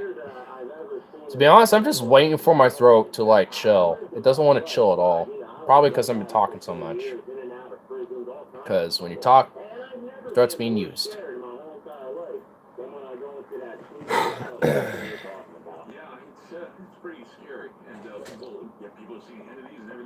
Operation Anchorage. That's military solution. I knew an awesome glitch. Oh, really? The one reason why I liked it is because I like the Chinese assault rifle that you get. I mean, it looks like an AK, so I've always kind of liked the gun. You get a holotape to get your little loadout. Smoking grass is rough on your throat. You need an install rifle. You pull the trigger. Says, hey, you're ugly. Your mom dresses you funny. The insult rifle, that'd be funny. Get the shit, drop it all on the floor, go to new holotape for reset and repeat. Instead of getting stuck with one load, you have every weapon. Oh, cool. It's into vanilla. Yeah, I remember the Gary 43. Oh, what the hell? Oh, I didn't know about that, so. What? It looks like it used to be a river there. Oh, there used to be a river from that. It's dried up now. Huh? It came from that water bowl. I kind of noticed it myself when I was Yeah, earlier. I guess everything kind of goes that way. So Yeah. suppose it came from the water bowl. Smoky That tree. would be logical. And there's water here and there's water here, so it goes from one to the other. We should get Spock on the case. He'll definitely point out the logic in it Okay. and solve the mystery for us. Maybe we'll talk about angels. So have some angels show up at your park. Do that. Or at least aliens or something. James Robert Wright, thank you for being on the program tonight. Thank you for contributing to the show. Kind of this because Well, give him a battery's low. it's good when you can document Alright. this. I'm doing more information. People demand something. Well, it's not what I was Charger is. Well, of course that never is. And that's the thing, is I don't know what they want. And it's to satisfy them. Hard to find. It's going somewhere. It's on a move. And we'll keep you updated on all of it, right? Robert on a mish. You take care. Well, Robert's on his mish. He's on his mish.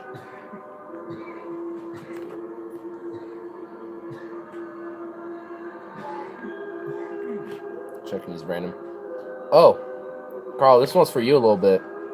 So before I started this, I was watching Forgotten Weapons' most recent video, and did you check out the rifles that he was presenting? They were like these little slide rifles. Like, it was weird. The rifle was a little weird, dude, but kind of cool at the same time. It was a cool concept.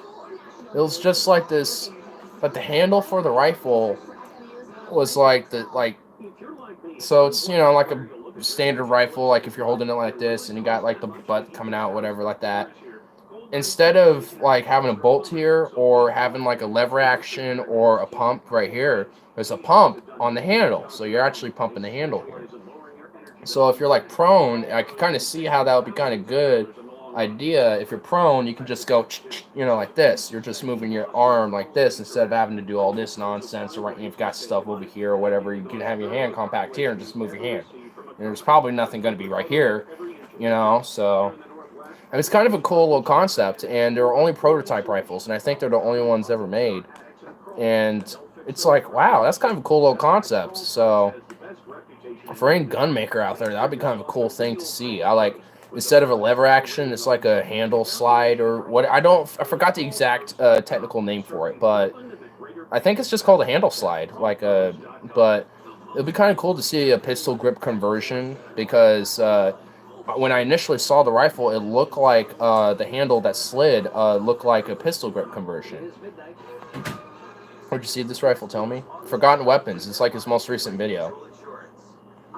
Thanks for smoking, bud. Ground blizzard on the Berthoud Plateau out there. Oh, damn, really? Oh, yeah, major fog. You can barely see across the street, but every star is crystal clear. Oh, that's awesome. Yeah, I like that type of thing.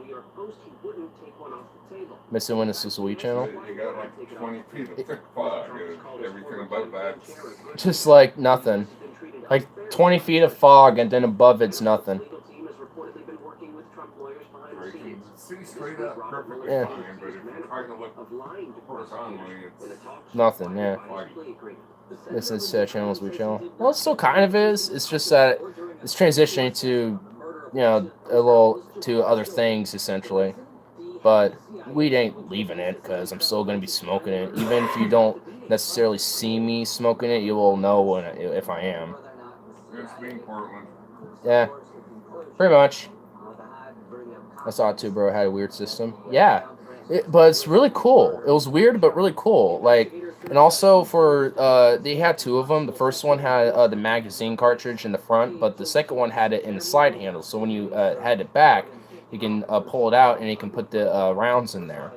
I mean, it's a really cool weapon. Honestly, it's like, wow, I never have seen anything like that before. Like, I just love obscure weapons like that, dude. That's really cool. Like, that's why I see myself, you know, being like a gun enthusiast as a collector, because that's what I would be doing, is collect little weird things like that, even if they don't work, you know. Like, I'd still collect it just for the sake that it's, you know, a little bit of history, and a little bit of like it's a conversation piece. Like I went to this there's this rifle there's this YouTube channel called Forgotten Weapons with Ian. This his nickname is Gun Jesus because he finds these obscure weapons and just talks about them. Dude, there must be a ton of those. Oh yeah, dude. Well, that's why he has his channel. So he works for the Rock Island Auction Company. So he has a website where he auctions all these guns off, but he talks about them first and stuff.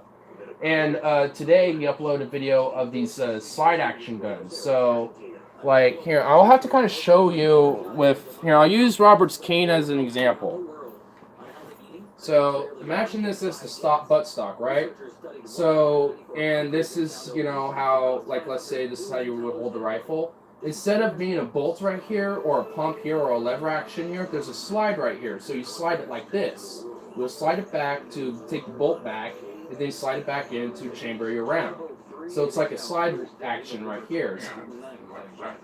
Kind of, yeah. But instead of it being here, it's right here. And there was two weapons that he had. The first one was had a chamber the magazine right here, so he could chamber it in there, but it still had the same technique. But he saw that as more bulkier. So the second one had it where if you slid it back, you can open up the magazine and chamber it that way. And it was just a single round. It wasn't like doubled or whatever. But it was a prototype magazine or prototype rifles, and it looked really cool. He didn't know where they came from or who manufactured them or whatever, but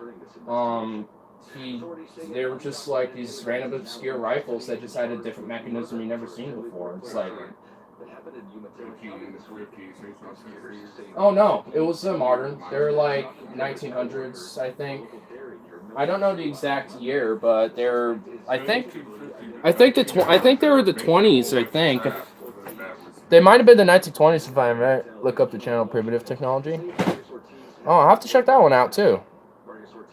Looks like something you craft out of scrap metal in Red Rock Garage in the Fallout Wasteland. It does a little bit, yeah. New modern ways to kill people. Yeah, right.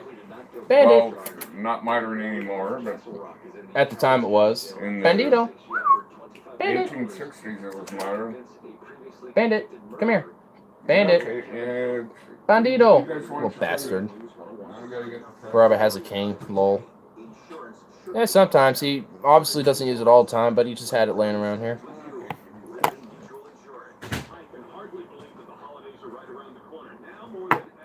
But yeah, that rifle was definitely an obscure weapon. I've never seen anything like that before.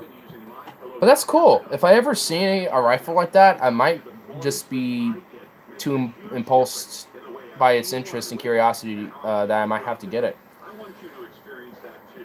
My Pillow. This is new. Has a money-back guarantee that runs through March 1st. So there's absolutely no reason not to give it a try. Plus, they recently brought back their offer. Buy one My Pillow and get one absolutely free. My Pillow is washable. Tina loves that. And it comes with a 10-year warranty. And they're made in the USA. Go to mypillow.com. Click on the buy one, get one free special. And use my code LARS. You'll get one free pillow when you buy one at regular price. MyPillow.com. Click on the buy one, get one free special and enter promo code LARS. Oh my god. 290-9460. My Pillow. Dude, I don't know if you ever heard of the My Pillow. It's like this pillow that's supposed to be like super comfortable. Dude, I can't fucking escape those fucking things. Like, we have them at my store now. These fucking My Pillows, we have them at my store, a grocery store, and we have pillows, My Pillows, with the freaking cardboard statue cut out of the dude who started it all with a fucking My Pillow in his hand. My Pillows at Safeway, yeah, I'm not even lying, dude. We're gonna smoke some hash and go behind Buttercream Bakery on Main Street tomorrow, then go in and eat. Hey, there you go. Just get the munchies at the Buttercream Bakery. Nice. I don't know what I'm gonna be doing tomorrow, but I think I'm gonna be definitely going to my favorite breakfast wrap place. I think I'm gonna ride my bike down Johnson Creek Trail, go down to this food cart at the end of it called Cartlandia, and there's this food cart I like to go to called the Good and Evil Wrap Co. And they make some dank ass wraps. They have this breakfast wrap that I always love to get. Comes with eggs. Oh, and he does and with peppered eggs. Oh, so good. With bacon, onions. What else he has on there? A little bit of like 3 cheese. Like he has cheddar, pepper jack, and I think Parmesan on there. Pretty good mixture. And there was one other thing he had in there, hash browns. Like he has like hash brown and shreds it up. Well, I guess hash browns are already shredded, but I guess he just like sprinkles it out more instead of like this hash brown. He just rips it apart and makes it like this, puts it in there. And you can have either hot sauce or maple sauce in it. Oh god, the maple. Oh, put a little maple in that bitch. It is dank. It is so dank, dude. Oh my god. It's delicious. And I always get it. It's only like $7, but it's so worth it. I always go there. Like, he definitely recognizes me at this point. Every time I go, I go down there at least twice a month if I can help it. Dude, you go to Portland Safeway, sounds ghetto as fuck. If I'm from Milwaukee, we gotta roll Stony behind the Safeway, behind the dumpster. Funny enough, our dumpsters aren't behind the Safeway, they're on the side. And you don't even need to go by the dumpster. You can, like, it's not that, you don't need to really be that obscure. They just have to, like, our local police like to come by and grab snacks because we usually have, like, ready-to-eat snacks and meals at all various parts of the store, so they always like to grab stuff. And, so you just gotta, like, know what time they come by, which I do, and just avoid those times, and, yeah, and you can do it pretty much right in the open, and no one's gonna give a fuck. All seems like a dumpster is where all stoners go at any workplace. Oh, not here. At least not anymore.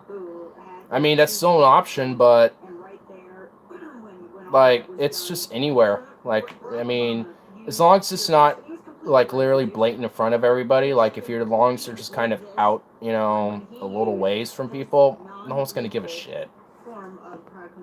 There's literally a bunch of chairs by dumpsters where some brothers are rolling blunts. Nice. Yeah, man, yeah, man, like, here, like, we, like, me and my friend have this little spot where we, roll up, before we go inside the Wichita pub, because it's like this little mini market little spot, and the Wichita pub just happens to own one of the spots. And, you can go in there, and before we go in there, we, sit at these, chairs that, aren't right in front of the pub, but, like, just, like, a couple shops down from it, like, on the corner. And we will just smoke up and chill there, and the people down there would probably obviously know what we're doing and seeing us and stuff, but they're far enough away where they're not going to care. And when we come back, yeah, we're all giggly and stony looking, and most people outside are going to know them, but none of them are the tenders, and even if they are, they don't really care. All we're doing is playing pool and having a drink or two and having some food. Like, whenever like, every time I'm in there, we're never causing trouble, we're always friendly, we're even picking up after ourselves, like, bartenders there like us every time we come in there, honestly. So, like, they like us enough, whenever we order, like, food, they get, like, I've always getting extra of, whatever I order. Like, if I order, like, a 2-piece tender thing for, like, $5, they give me, like, 3 tenders, and, like, extra fries and stuff like that, and it's like, hey, like, that's some good shit. Like, I like it how I'm so regular there that I can, you know, I can get the hook up with food. I like that stuff. Oh, you just dropped the food in there? Oh. I'm just like, you just dropped the cap. Anytime you go out there, there's some brothers smoking. Fuck yeah, dude. Yeah, I know for people here, they usually have vapes, or they just go in their car. Bandito, Dios mío. Bandito, Dios mío. Oh, he just wants his food. When I was a teenager, me and a bunch of other kids from school got kicked out of the gun range for stoning some bad toke. Had escaped by running through the woods. Oh my god. She's like, get out of here, you damn meddling kids. Pew pew. Obviously, they're not doing that, but damn. How'd they catch you on that one? Jeez. I would have gotten arrested and charged if I haven't escaped the cops on foot in the woods. People I knew got jail from that. Oh, you're just one of the lucky few. Damn, dude. Damn. It wasn't the people there, it was the cops. Oh, shit. So there happened to just be cops there or something, and they're like, there's some kids token. We need some backup. We need some backup. We got some children token up. They're fucking terrorists. We need to take them out. I need some backup. Call them the fucking SWAT. Like, barely anybody was there when we were dope and the cops got called. Wow. So someone just happened to see you, and they're like, these terrorist children, they're smoking weed. How dare they? We must call the cops. Damn. When you're a teenager, so that was back when there's still a stigma. I mean, it's weird, like 5 years ago there's definitely was a stigma, but nowadays there isn't as much of a stigma anymore, even in illegal states. So it's like it's crazy how much the tides have changed that much though. But so that's fucked up, man. That's fucked.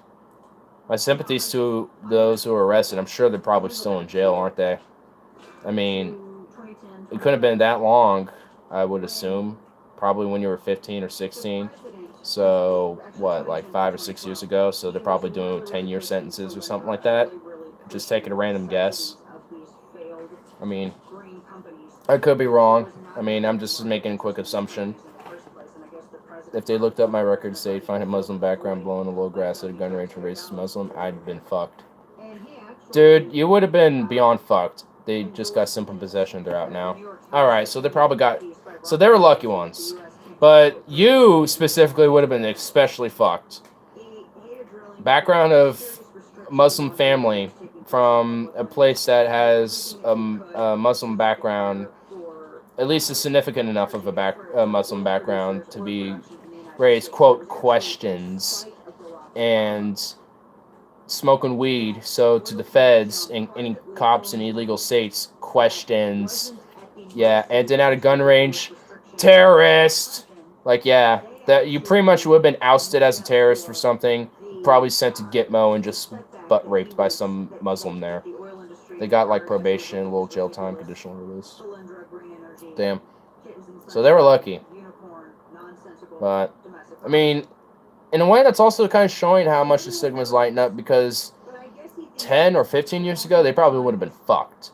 But now they're just getting, you're going to spend a little bit of time in you know, into that prison cell. You're going to have probation, young man, and set yourself sober. And we're going to give you a conditional release. Plus, I was 17, so I was dabbing into Islamic Satanist mysticism. And you shout out me for being a pagan at a sophomore year. But I don't... What is that? Islamic Satanist mysticism. That's something I haven't heard before. I've heard of satanic mysticism and like Islamic Satanists, because they're basically Satanists, but they're Satanists for under Islam essentially, which is pretty much kind of the same thing. I would cast a pentagram, crescent, spell on the ground, and conjure a fireball. Or at least attempt to conjure fireballs. I mean, I don't know how. As far as I know, you can't just spontaneously make a fireball just out of nowhere, just like fireball.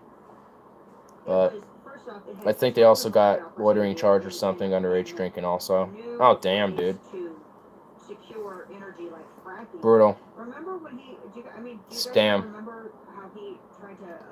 I mean, I definitely know that tides will definitely change with that. And eventually the worst that's going to happen with them is like, you're going to be sent into Marijuana Anonymous for a little bit. Go do that for 3 months. Or some shit. That's what Alex Jones said, that people are coming into the country are trained in. All the buildings are falling over. Lol. Bandito. Please mío. You bandito. Hey. Little punk, get over here. Where is he?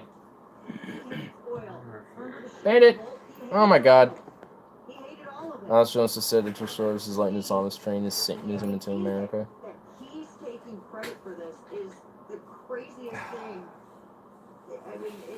It's amazing. We talked about this so much on this program. When, for instance, in terms of natural gas production, That just. he fought so hard against fracking, but yet it was This is why we should just keep him on the internet, because he's a fucking meme. Like, how can we not say that's a meme? That's a meme. A meme. Like, that just makes no sense. Makes no sense. Like, we're gonna connect this dot, this dot, this dot, and this dot like this. We're gonna like boop, boop, boop, boom, boom. We just connected the dots. Boop, boop, boop, boop. Ow! Sorry, Ben.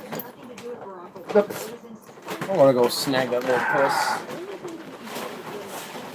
Is it you? Oh my god. Hey, boy. Hey, boy. Yeah, I snagged you. He snagged you right up. Good boy. Yeah, you're gonna want to do everything to get out of here, do you? If you ever start a religion, it will be the cult of Islamist Satanism. Islamist Satanist doom metal. That sounds amazing. That sounds like Al Namlud if they were Islamists. Oh, who's a good boy?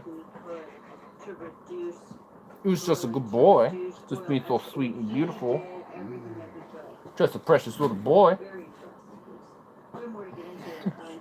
He's eyeballing you so hard. He's like, are you getting food? I want food. Give me food. Give me food! Here, you got food. You're getting litter.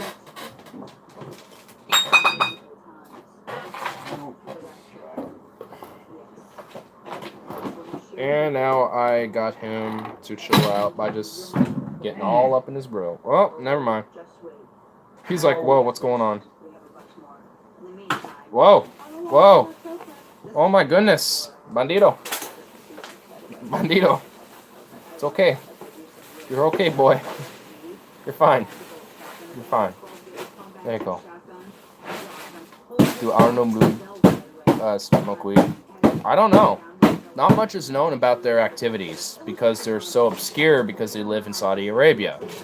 And you can imagine with the music they play, they would be instantly beheaded where they stood if they were caught. I saw a video on Snapchat of some guys growing weed inside the Burj Khalifa, the tallest building in the world, literally risking their necks, ballsy.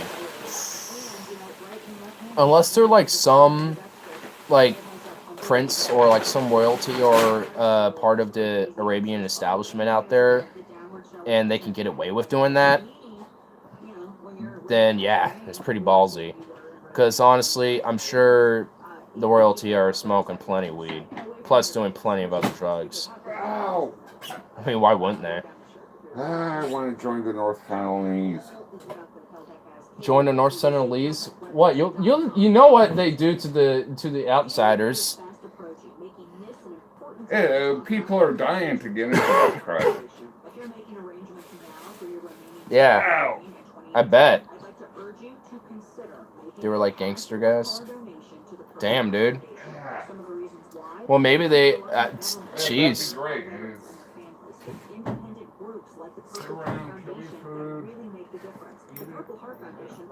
They weren't royalty, just rich and connected black market guys. Damn. Maybe they have connections or something. They also maybe have other connections. If they're rich, they must have connections to, probably to some extent, to the establishment there, including maybe the royalty. I don't know. But that is definitely ballsy, either way, even if they are royalty. Because it's like, if you're royalty, now you just ousted pretty much all of them as pot smokers, and that doesn't look good when they're enforcing no drug policies of beheading, basically. So, hypocrisy. But, since it does seem to be that, then, you know, just these dudes are just being ballsy and probably just stupid if they're doing that. I think they were from Britain and getting the clones from the Netherlands. So they're just rich British people doing a deal there, getting it from the net. That's just like, wow. They could have easily done something far more simpler with that, more secretly, if they just did it in Amsterdam or something, or did it in England themselves. They were ethnically Arabic both, so they wouldn't arouse so much suspicion as a white guy. True, true. Okay, that makes sense. But, man, crazy though. I wonder how he would get it back to Britain though. That'd be my question. They had British accents, but they were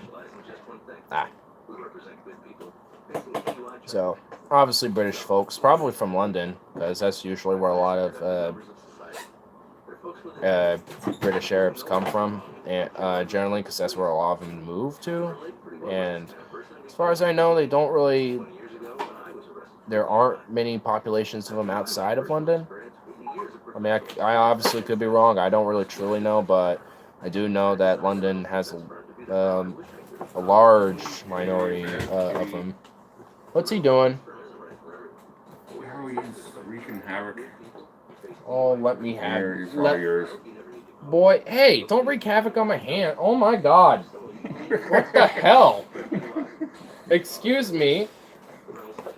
Boy? Bandit, leave the other kitties alone. Boy? For a minute. What are you doing? Being a Jeez. bully, that's socially unpopular nowadays. Jeez. Fortunately, it wasn't when I was a kid, but Boy, you big bandito. You tormentor of kitties. Oh my goodness. You're gonna find your ladder. Or either leave this in here when you go to bed tonight. Well, yeah. Yeah, I want to see my room. I haven't just gotten in there yet. Bad kitty. Well, now the other cat's using the litter. He's like eyeballs on kitty. Girls, that's Cleo's job to spread the kitty litter all across the floor. Damn it, Curly. What are you doing? Bad kitty. No. No. No. No. No. No. No. All these. You take the trash out? Oh my god. That's next on my list. Okay. I'm doing that right now. My god. Hello, sir. No. No. No, what are you doing? No, I know exactly what you're thinking about. No. What? No. Oh my god. No. No. Oh, he's going over there. Never mind. They weren't even shipping it to Britain. They were just selling it in Dubai. Oh.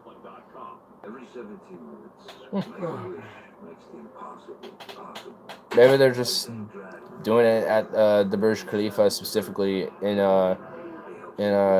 honor of Wiz Khalifa or something. I have no idea. What, he done? No? Just Burj Khalifa, Wiz Khalifa. Wiz Khalifa, yeah. Khalifa. Cut leaf. You know, that's what you got in the name. Yeah. You name it, there is a guy named West Khalifa. Well, yeah, exactly. That's what I mean. I'll never forget the time Logan broke the bong. I don't think anyone's gonna forget that time.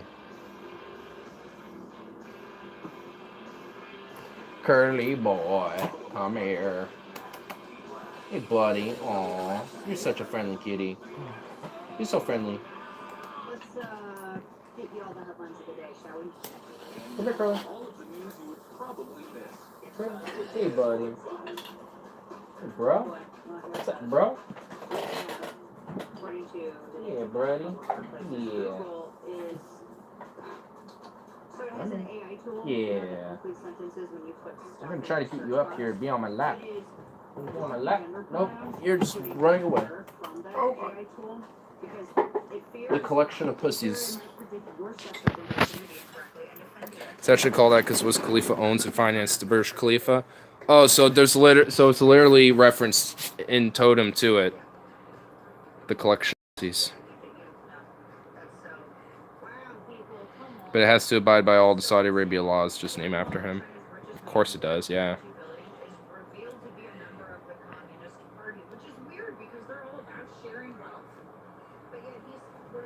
Boom. What's up, bro? What's up, bro? What you gonna do, bro?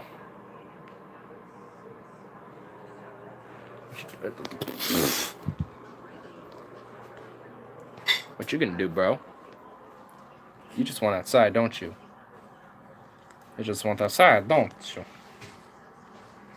Don't you, you little maggot? Don't you, you little maggot?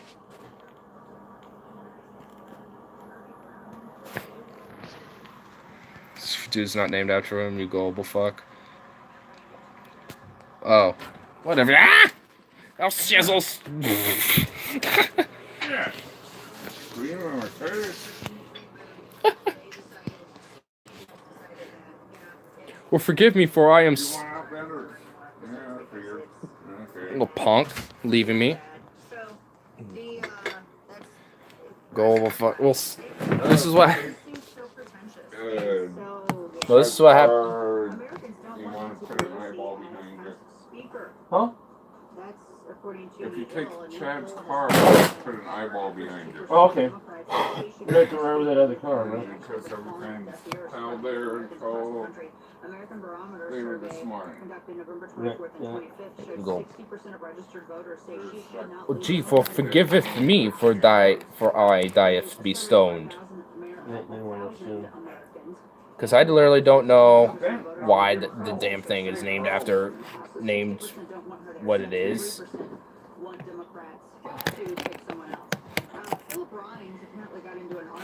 Yeah, come on, step. Stay in one spot, thank you. Ain't no way.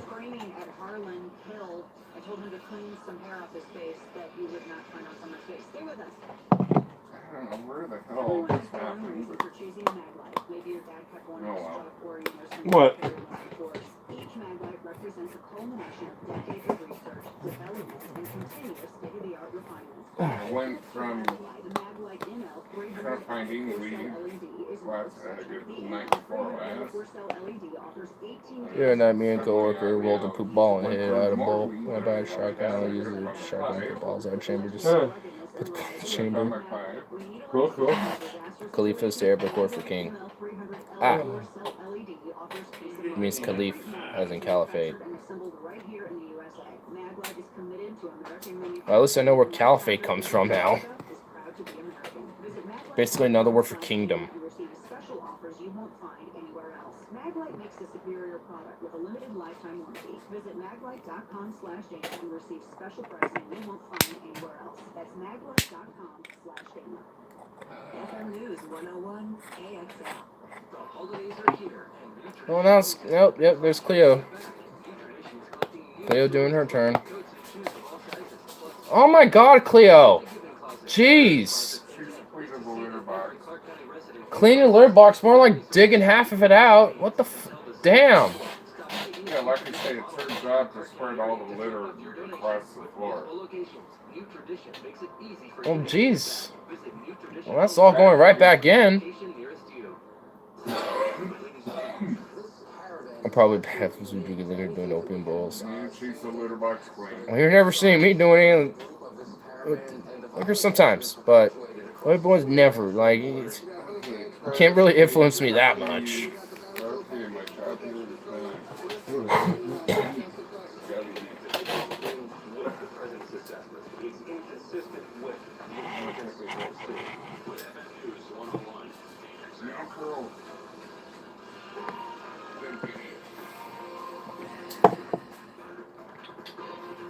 CBS News Update. In a newspaper interview, President Trump tells the New York Post that a pardon Cleo. is still possible for Paul Manafort, the one-time Trump campaign chairman. CBS's Nicole Killian. President Donald Trump told the New York Post that he's not That smells good there, sir. campaign chairman Paul Manafort, but that he wouldn't take it Got off. water, though. Huh? Got water, though. We'll check it out. Tomorrow.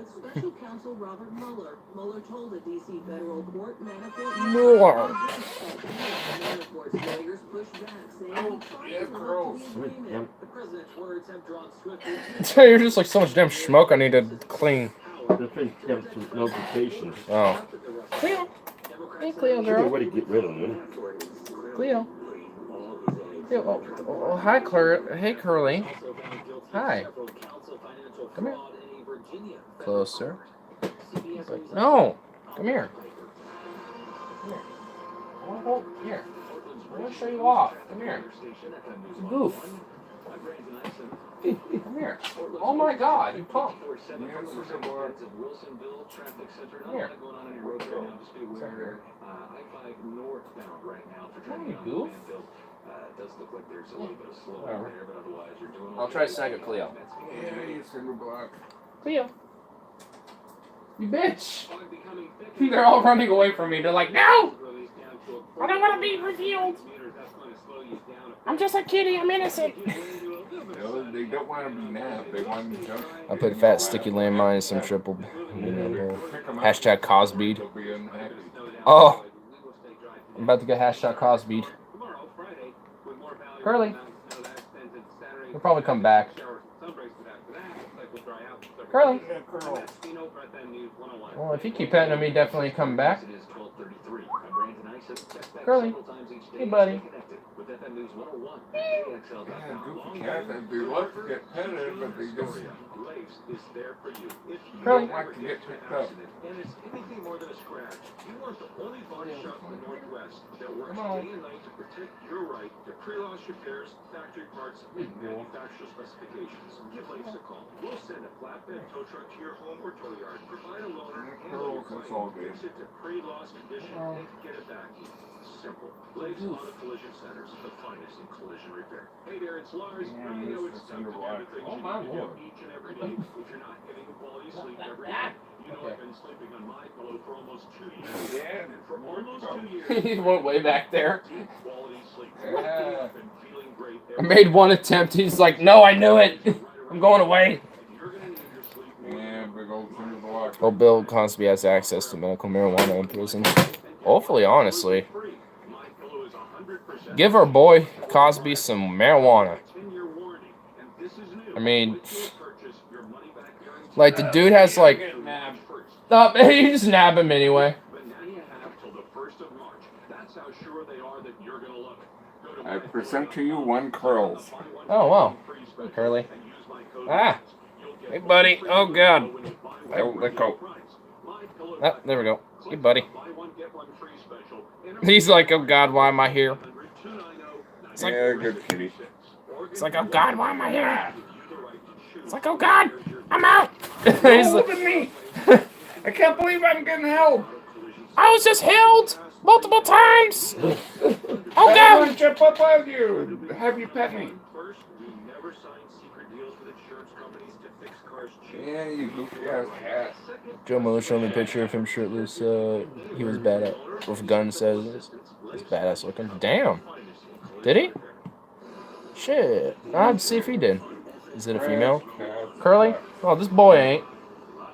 He's the only other male. Bandit is the other male. The rest are females. A bunch of babies. Yeah, this is a bunch of little babies. Curly's a little wimp. Cleo's just partially deaf in one ear, so she can't entirely hear. So she gets startled easily if you just get right up on her. And Chewy, my cat, she's just skittish as fuck. And territorial too. Bandit, he's just very energetic and like will go after everything. Like, play. I want to play in kitty form. Yeah, I used to own a pistol back when he was out in the street. Damn. Yeah, eventually I want to get besides an SKS and a Mosin, I want to get a Colt 1911. Oh, speaking of which, guess who it is?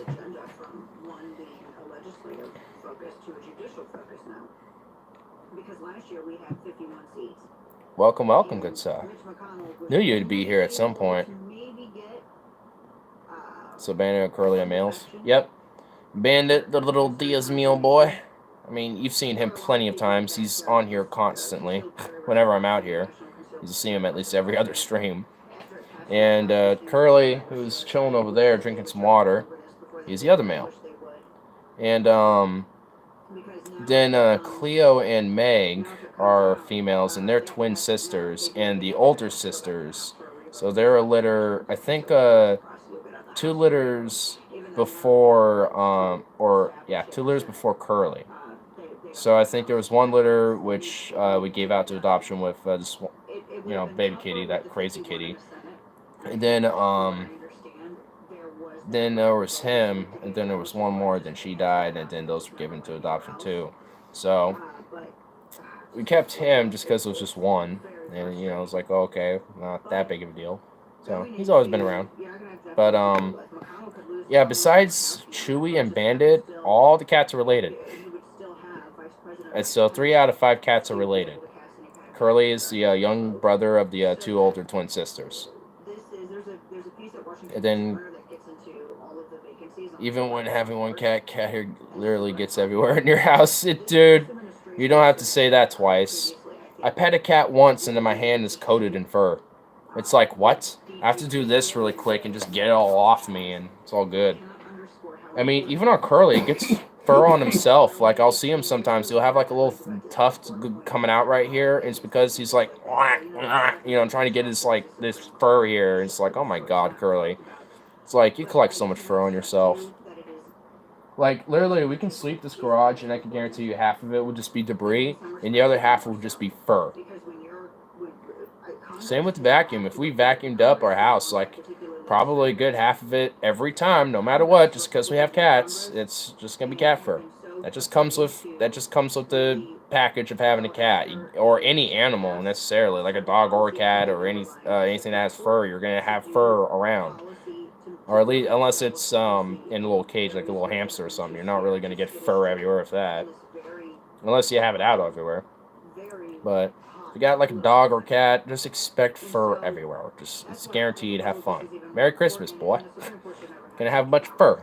So right now we have 112 district court vacancies. You have 11 appellate vacancies on the federal bench. Now, Washington Examiner notes that the Senate confirmed 84 judges, 84 Trump judges. You can vacuum your house for hours and never get the fur out. And that's true too. Yeah. I mean, you can literally take one of those little rollers, those little sticky rollers, for hours, like countless of those sticky rollers, and you can never get rid of all the fur. Even if you got rid of the cat out for a minute, you'll still have just fur everywhere. It'll take like a few days if you get rid of the pets out to do that. But I mean, it's just something that comes in the package, and any pet owner should just expect it. You know what I mean?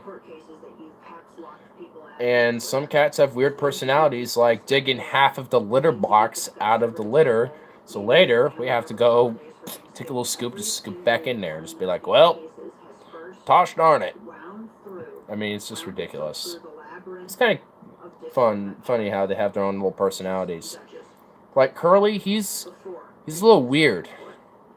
Like with Dad, sometimes he'll use his leg as a little mating post. And it's just like, he acts like a dog and humps your leg, basically. It's like, what? Curly, you goofball. I mean, look how proud he stands. He's like, yes, indeed. I, Curly, me a Curly, I will hump your leg. I humped the leg. Yes, me, boy. My cat likes to expand litter box outward. Yeah, and his older sister Cleo does the same thing. Meg, I haven't seen her use the litter box, but she does, or else we would obviously have like a serious problem. But she seems to not do anything other than use it properly. Like Bandit does the same thing. My cat's super territorial, so she will I've seen her use the litter box, but sometimes she doesn't. And it's mainly because of Bandit, because he likes to be, playful. He's like not even 2 years old. Like he's only like a year old, if that. So he's very playful. He's still a kitten for a big hunk of bulky funk of cat, Like, I mean, he's still a kitten inside a little bit. So it's going to take like another year or two before he really chills out. So, he's always getting up on my cat's grill, getting up on every cat's grill, really. But my cat's like especially skittish with other cats, so she gets territorial, so she'll find these little spots in this corner of the house and use that as a litter box for some reason. It's like, I mean, you know, it's just like, and that's even worse than like what dogs do too. It's just like, oh, it's terrible. There was a guy in my family whose wife had cats, but he hated the fur everywhere, drove his OCD crazy from never letting get fur off him. He turned to liquor and blew his brains out. Well, jeez, that's depressing. Wow. There was a guy in my family whose wife had cats. Hated the fur everywhere and literally drove him insane. So he turned to liquor and then, wow, just put a pistol to his head and bang. Dead nigga. Damn. Brutal, dude. Jeez. He could have just done one thing. Either leave the woman or get rid of the cats or move to a new place or something. Or just literally live in like a little cabin or something outside the property or some shit. Like, but I guess the love was so strong it killed him. I guess. I mean, damn. JK, bro. Damn, you're just trying to pull. You're just taking advantage of my high gullibleness, aren't you, bro? I mean, that honestly sounds believable, to be honest. Like, but damn, internet. Always gotta take it with a fat grain of policy. Go. I need to remember this. I need to do a reality check here and just take everything with a fat grain of Paul's ego. Jeez. Do you actually even know what some of these Democrats, what they were for? No. Because they were too busy playing identity politics. All that anybody knew is Skip it. I mean, all that anybody knew is that this was they were calling them racist and they were trying to impugn their characters and saying that they were big bigots, etc., etc. I mean, it's insane. Wow. Oh, well. Goodness. So, this, a lot of craziness. So coming up, I have a really insane article that I have to share with you. Social warriors, I guess, just discovered medieval times. Have you guys been to medieval times? Everybody knows what medieval times is, right? You go in, and they have one in Dallas. I've been to it a couple of times. When we moved here, we took our kids. And you go into this big arena, and you sit like you're watching a joust. Well, you watch a joust, you watch a bunch of stuff. You sit in this huge arena. She's explaining a Renaissance fair and saying this is medieval times. I've been to I've been to one of fairs. Yeah, I mean they're cool, but they don't tell you what the medieval times were. In fact, there's such a gigantic, broad timeline of, you know, age. You know, it was a whole huge like era. Like, I mean, like in the very late medieval age, like the very early uses of gunpowder starting to become a thing, like cannons and stuff. Just like very, very early ideas of it. Or at least early ideas of explosives, and then they're like, oh, Renaissance ages started to come out, and boom. Like, they're even saying the Dark Ages is actually kind of a misconception now, because even during the Dark Ages, there was technological advances in certain cultures and stuff like that. Oops.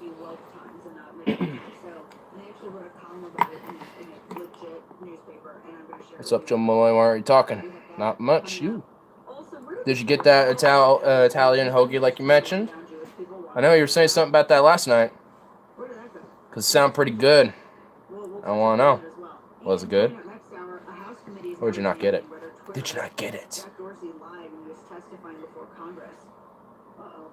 Twitter's not helping themselves either, so we have all of this and a bunch more things to get into. ETS makes the world's fastest speed loader, and this is a great stocking stuffer for the Christmas season. Perfect. It's only $30, right? I mean, it is anybody who loves to shoot. Yeah, that sound good. No, I didn't. Damn. Playing video games, smoking dope, you know, millennial shit. Too fun for you boring old collegers. Damn. Damn. Roast. Wrecked. See, I do the other millennial thing because I can't necessarily play video games right now, so I just watch stuff on YouTube occasionally browse Twitter, and smoke dope. You know, millennial shit. This is still smoking. I thought I burnt you out, bro. Especially because I love shooting outdoors. I hardly cannot stand to be in an indoor range, and sometimes when it's colder, even if I'm doing like an old-fashioned speed loader and I'm doing one round at a time, your fingers freeze up. You know what I mean? It's cold. This actually doesn't even have an effect. You're just you scoop it up and load it, and it's 3 seconds. You can still see the kernel. It's amazing. Just gonna have to let it sit there for a while. ETS's world's fastest speed loader at loadmagsfast.com. Use promo code Dana and get free shipping. Loadmagsfast.com. Promo code Dana for free. I like how I suddenly last time I pop in to hear what she's saying, it's a shill for a gun or like a speed loader or whatever. Like initially last time I was hearing something was about the medieval ages, but she used the Renaissance Fair to kind of like back her thing up, and I'm like, what? Like a lot of people generally don't like. There's a lot of misconceptions about the medieval times. I mean, because it's also just such a odd thing of time. And the Renaissance Fair is also a Renaissance Fair. It's probably more aligned towards the Renaissance era and stuff. It still has medieval, implementations, but I mean, I've seen people going all sorts of stuff at those fairs. Yeah, it's fun fair, especially. Yeah, they're fun though. I love them. I mean, it's not even saying that the fairs themselves are bad. They're great. I like them. Hear the horses and how they're dressed up and everything. Oh yeah, like I mean, it gives people like me an excuse to LARP and dress like medieval dorks and be like, hear thee, I challenge thee to a duel, and you have like this foam axe and you just battle it out and people start surrounding you and things happen. I mean, it's pretty cool. Like, I mean, I've been to it once and I had a pretty fun time. Drumloy would have been fun to hang out with 70s when he was shooting dope and burglarizing houses in affiliate areas around townships. Damn. Yeah, I used to be a fun person when I was young. What, that means you're not? He's old, but still don't mean he ain't fun. Chill, you can still find ways to have fun when you're old.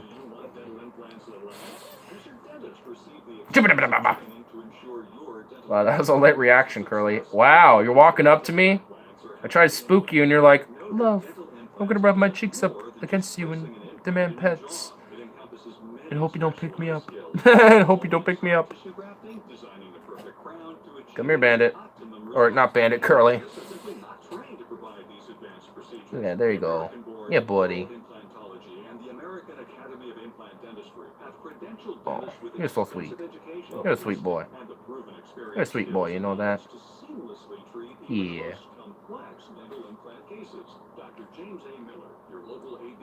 Wow, you're so fluffy on the sides. You got like short top fur, but like your sides are super fluffy.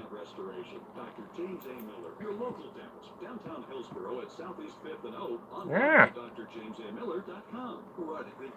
There you go. You enjoy that way too much, Curly.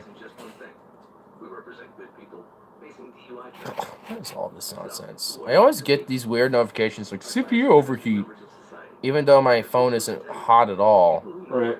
And it's just like, what app is that, and where can I delete it? Like, I still haven't found out what the frick that app is. Like, I even click it, and I don't know. Like, it's just like, dude, I don't need this. Go away. It's just some nonsense. It could just be a virus, too. I don't know. No, all phones do that. I mean, it is an actual app. I mean, I know my phone would normally do that itself, but that's not it actually doing that.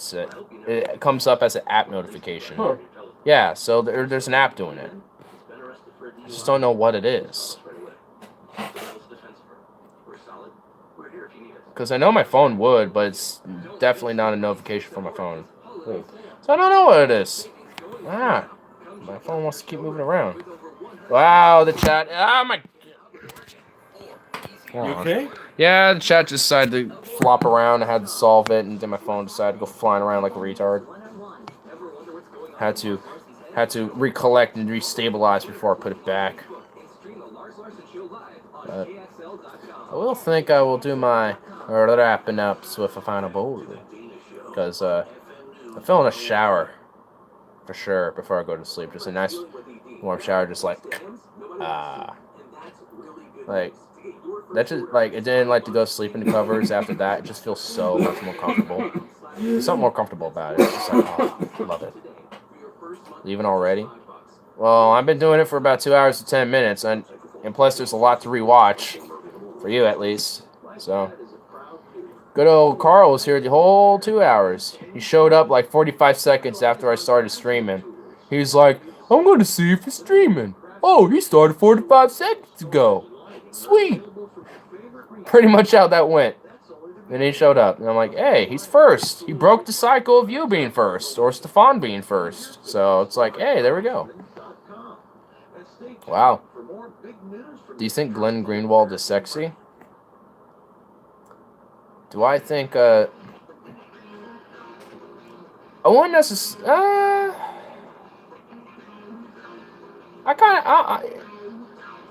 I don't know if I would say that, but, you know, he's a good-looking dude. He's a handsome fellow. I don't know if I would say sexy, though, but he's definitely a handsome fellow. Like, if I had to do, like, a 0 out of 10 rating, I'd probably do him at, like, a, 7. He's got that handsome gentleman look. I mean, Washington Post has not a stitch of it anywhere. There's been hardly any coverage of this anywhere. Some local Ooh, good popping neck. Ooh. Man, I'm going to pop my neck up and pop my back up and down while I'm in the shower, because the warm water would loosen you up. Well, it's nice seeing you guys tonight. And hey, you sent us a picture, supposedly. If you posing with a gun there in the 70s. Did I get to see this glorious picture, good stuff? Because that would be actually kind of cool to see. Because it'd be like, hey, when I get a gun, then you can see me posing with a gun. I mean, you won't really need to go far, because I'd probably be like, hey guys, I have a gun now, here it is. And I'll be posting right on stream like, here it is now. Alright, putting it away. I'm like, alright, we did. Oh, more people want to see it? Alright, fine, here it is. Here, blah, blah, blah. Show how it works. Put it back. What picture? Ah! I'm just trying to call Rove. I'm just trying to call him out a little bit here. He's been kayfabing me like half this night. Cause when I'm stoned, I get a little bit more gullible. Joe Malloy, thank you. Fuck you, bye. Drops the mic. Boom! Got him. Got him. Got him. Got him. I got him. See, now that he was here, funny enough, we were just talking about it right when you showed up. I just never brought it up right away.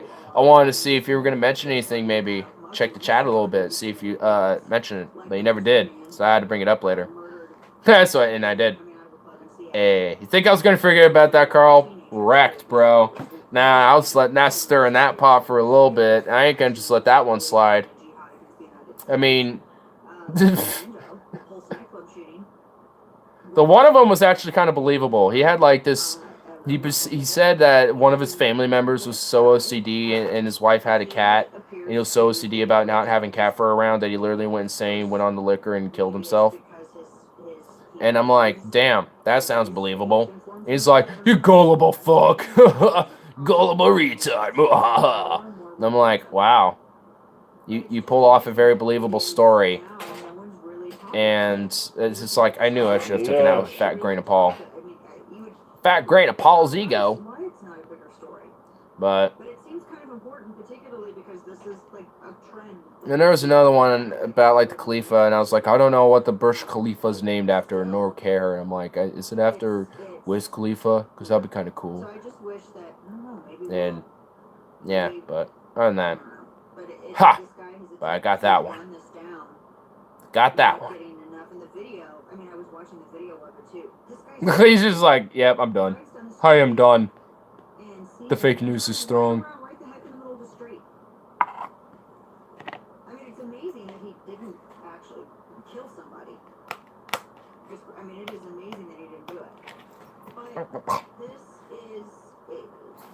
More weed on the pants.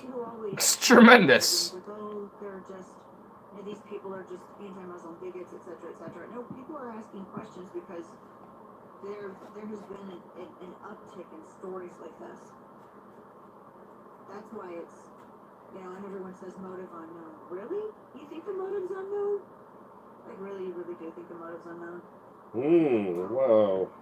Ah. Oh, shit. Fascinating stuff. So coming up. Okay, I gotta just be really particular about that one. Just gonna do that. Twitter is definitely not helping You things. spill? It's a little bit on the pants, but I got most of it. I got like 90% of it, or like 95%. It's okay. I was just doing this, and then it just barely slid out of my hands, because this is like the strong plastic and whatever, and it'll sometimes just pop itself into shape, and it'll be like, oh. And just a little bit, just some flakes fell on the pants, and I'm like, oh, well, gotta deal with this now. Carl was a buster ass nigga. I be capping on everyone, roasting everyone. Of course, you're our favorite war criminal. You bust on everyone. You roasting and busting on everybody. You're our favorite war criminal. Dude, I don't know what it is, but I always have hiccups. Like either before or after I smoke weed. I don't get it, dude. Do you ever get like hiccups after you smoke weed or whatever? Dude, that's like one of my things I've noticed. Like, not all the time, but like 40 to 60% of the time, it varies. I'll just like start hiccuping for a little bit. It doesn't last long, but it's like a hiccup. It's like, but it's like but it's not like a strong one. It's just like a, or whatever. I'm gonna smoke open Jim Ass. Remember him? Jim Ass? Sounds familiar. I know Jimmy Mister was around here for a while, but Jim Ass, he does ring the bell a little bit.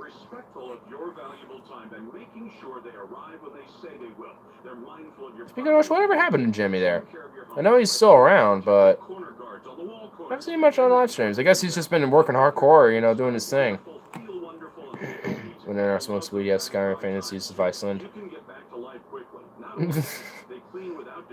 Okay. Okay, then. I don't have to. Jim Ass from Drug Peasants. Oh, yeah. It's from DP. I knew it was ringing a bell. I remember him a little bit.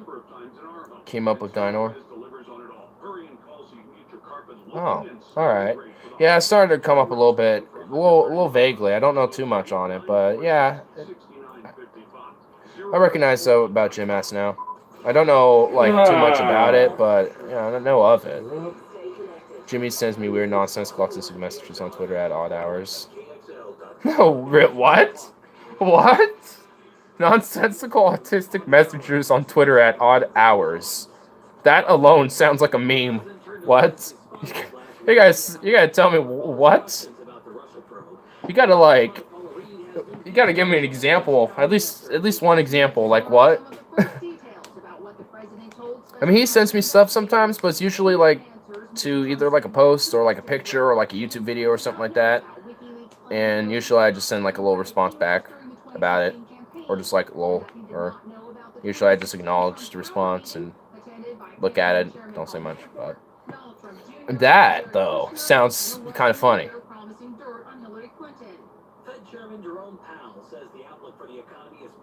I feel like you're stirring something up there for a sec, so I'll just have to give you a moment, I guess, because, ooh, boy, that sounds like I have to, at least something. That just sounds like, what? It sounds so absurd.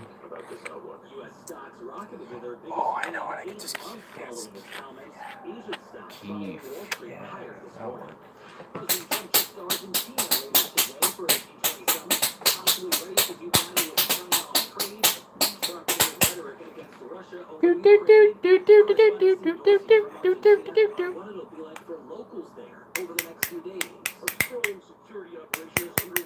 Not much to keep, but that'll work. When he's by what he's saying, you'll just say it's memes, but you always just talking to British and fellas aren't even related to what he's talking about. It's tripped me out on edibles the other night with that shit. Damn. Huh. I mean, he sends me... Huh. Okay. Okay, then. one of those things where I'm like, what do I say to that? Okay, then. Targeting safety net programs like Medicaid and CHIP. The report says in 2017, 27,000 more children were without health insurance than the prior year, and not a single state saw a significant decline in the number of uninsured. In Florida, an arrest after a teen was trapped inside an abandoned Bank of America vault. How did a teen get inside a Bank of America vault in the first place? What? How did that happen? I want to know how that happened. What? Dude, that's so funny. I feel bad for laughing, but that's so funny. Like, what? I gotta look that up and find out the story. That just is hilarious.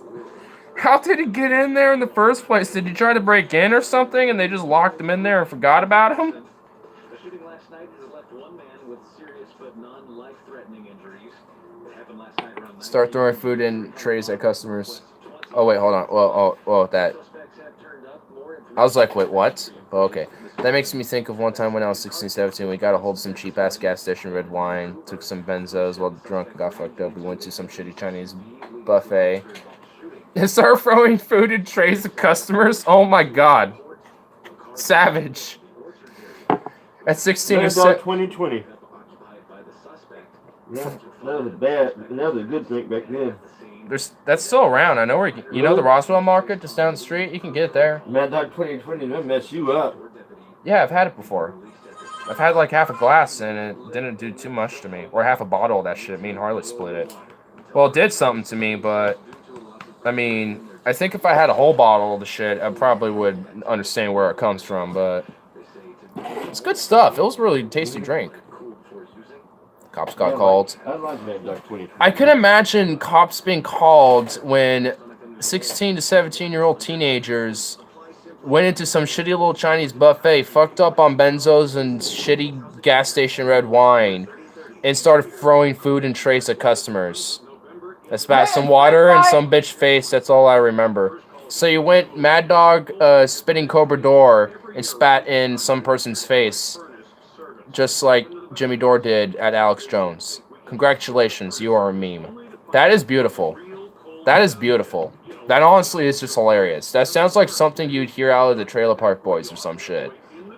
That sounds like something I'd hear out of Harley's mouth, honestly. Oh my god. Yeah, when I was 16, I got drunk off this gas station with Ryan. And then me and my friend, you know, we went to the Chinese buffet and we started fucking all over them, and then we started throwing trays of food all over the customers and stuff, because fuck it, we were just all up on our benzos with wine, yeah! I could just imagine him saying that. I just see that. Oh my god. That's hilarious. That's funny. Damn. My god, that's hilarious.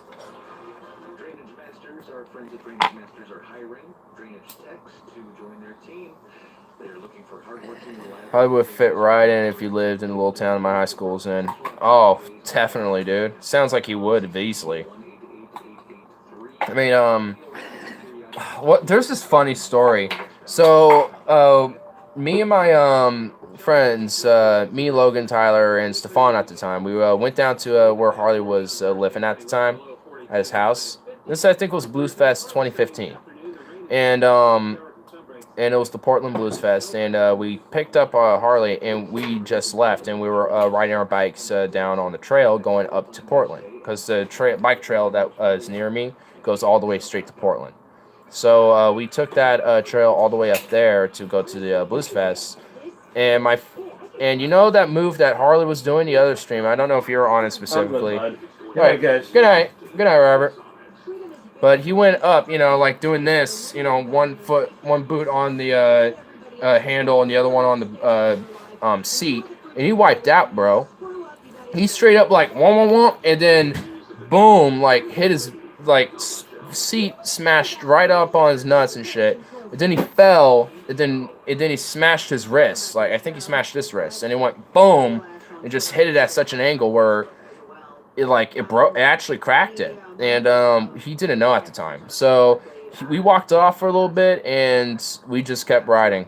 I think about like 15 minutes of him walking around like, oh, god damn it, oh, like, you know, just groaning off in pain. It's like, oh boy, we knew it was probably bad, but we thought it was just really badly bruised.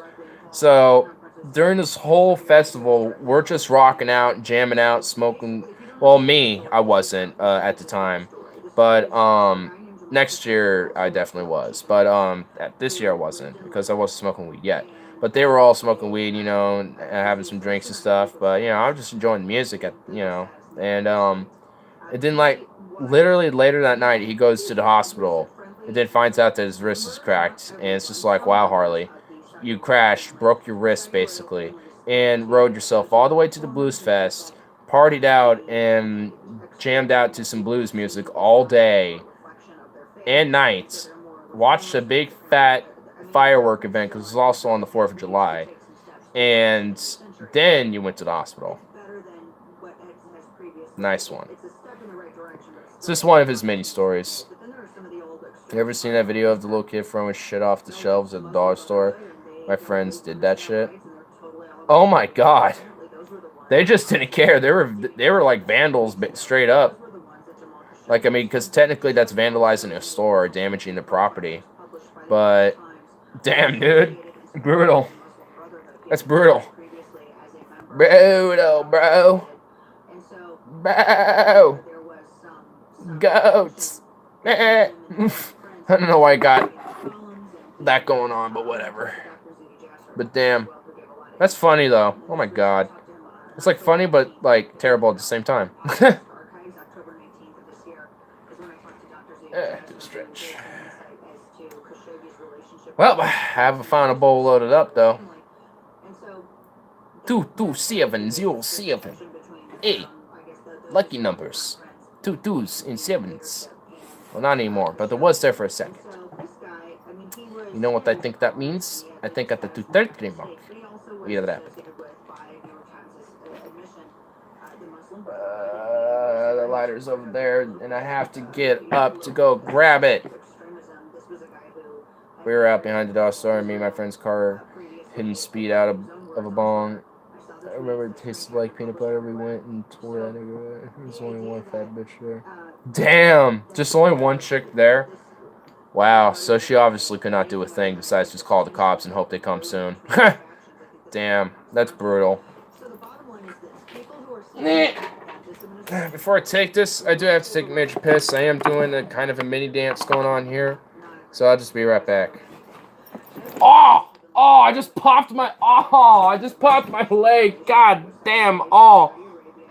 Oh. I just popped it in and out of my hip like at the same time and it hurt. Ooh. Okay. Walking that one off. Ugh, walking that one off. I'm just going outside for that. Oh. They are a huge customer of Russia. They are supportive of Russia. They are thick as thieves. And so the people who have been mad about this administration pulling out of the Iran agreement have been and siding up because Iran and Saudi Arabia hate each other and siding with Saudi Arabia. They have been looking for something to use to try to as a tool of division between the United States and Saudi Arabia, and that's why they've seized upon this, and that's why they're so hell-bent on this story. Now, Saudi Arabia, if they had a guy killed, that's not a good thing to do. You can't have people killed like that. I mean, nobody agrees. Nobody agrees with the premise that it was a good thing or was in any way acceptable. But here's where it gets more nuanced, and this is where a lot of people don't understand foreign policy. They practice an absolute, like Yoda said, the Sith did. They practice an absolute, and you cannot approach this particular theater with that perspective. Saudi Arabia poses a less of a threat to the United States and has objectives that are more in line with the United States' interests, way more so than Iran. Iran definitely does not.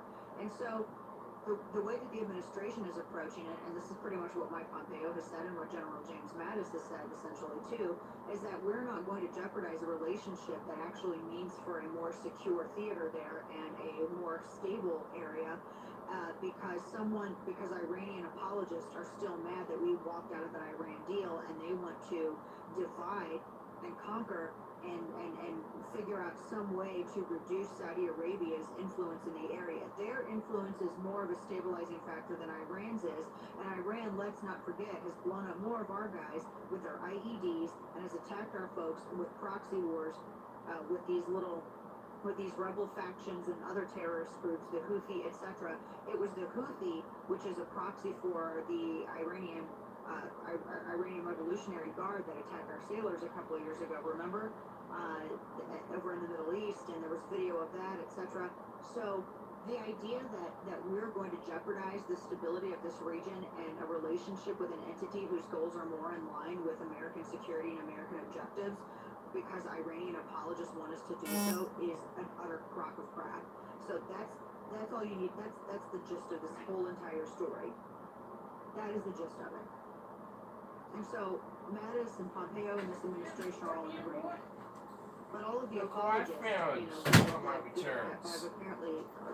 experts than James Mattis, apparently. Oh my goodness. This is totally bad. So, the bottom line Blah. is we're not going to. He was like, I want back in. It's cold as shit. We know you're here. Hi, I'm here. Spoon juice. I drink Pepsi. I was like, go down to the Wawa convenience. Oh, I remember that one. Oh shit, my little battery. God damn it. Oh, who's just a sweet little boy just hanging out with me, just so sweet. Yes, you're just such a sweet boy. Oh my goodness. Oh. Just a sweet boy. Just a sweet little boy. Now go eat your food. I'll smoke my weed and then wrap it up because unfortunately my phone's about to die. I was raised Irish Italian Catholic when he was a priest. He got sent to another township for doodling boys. That sounds like a pedophile skit by South Park in a recent episode. Or he got sent, or at least was going to be sent away for doodling boys, but eventually didn't. He was asked specifically about utilization of his platform and and this is something that this House committee, they want to see if he provided false testimony last September. And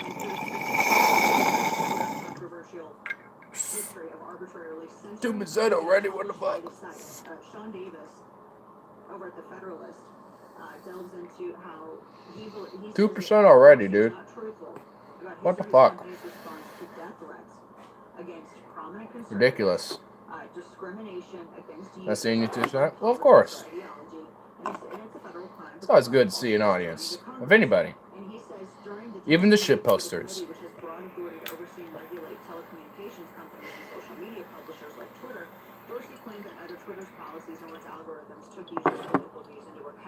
When censoring content published by the stock.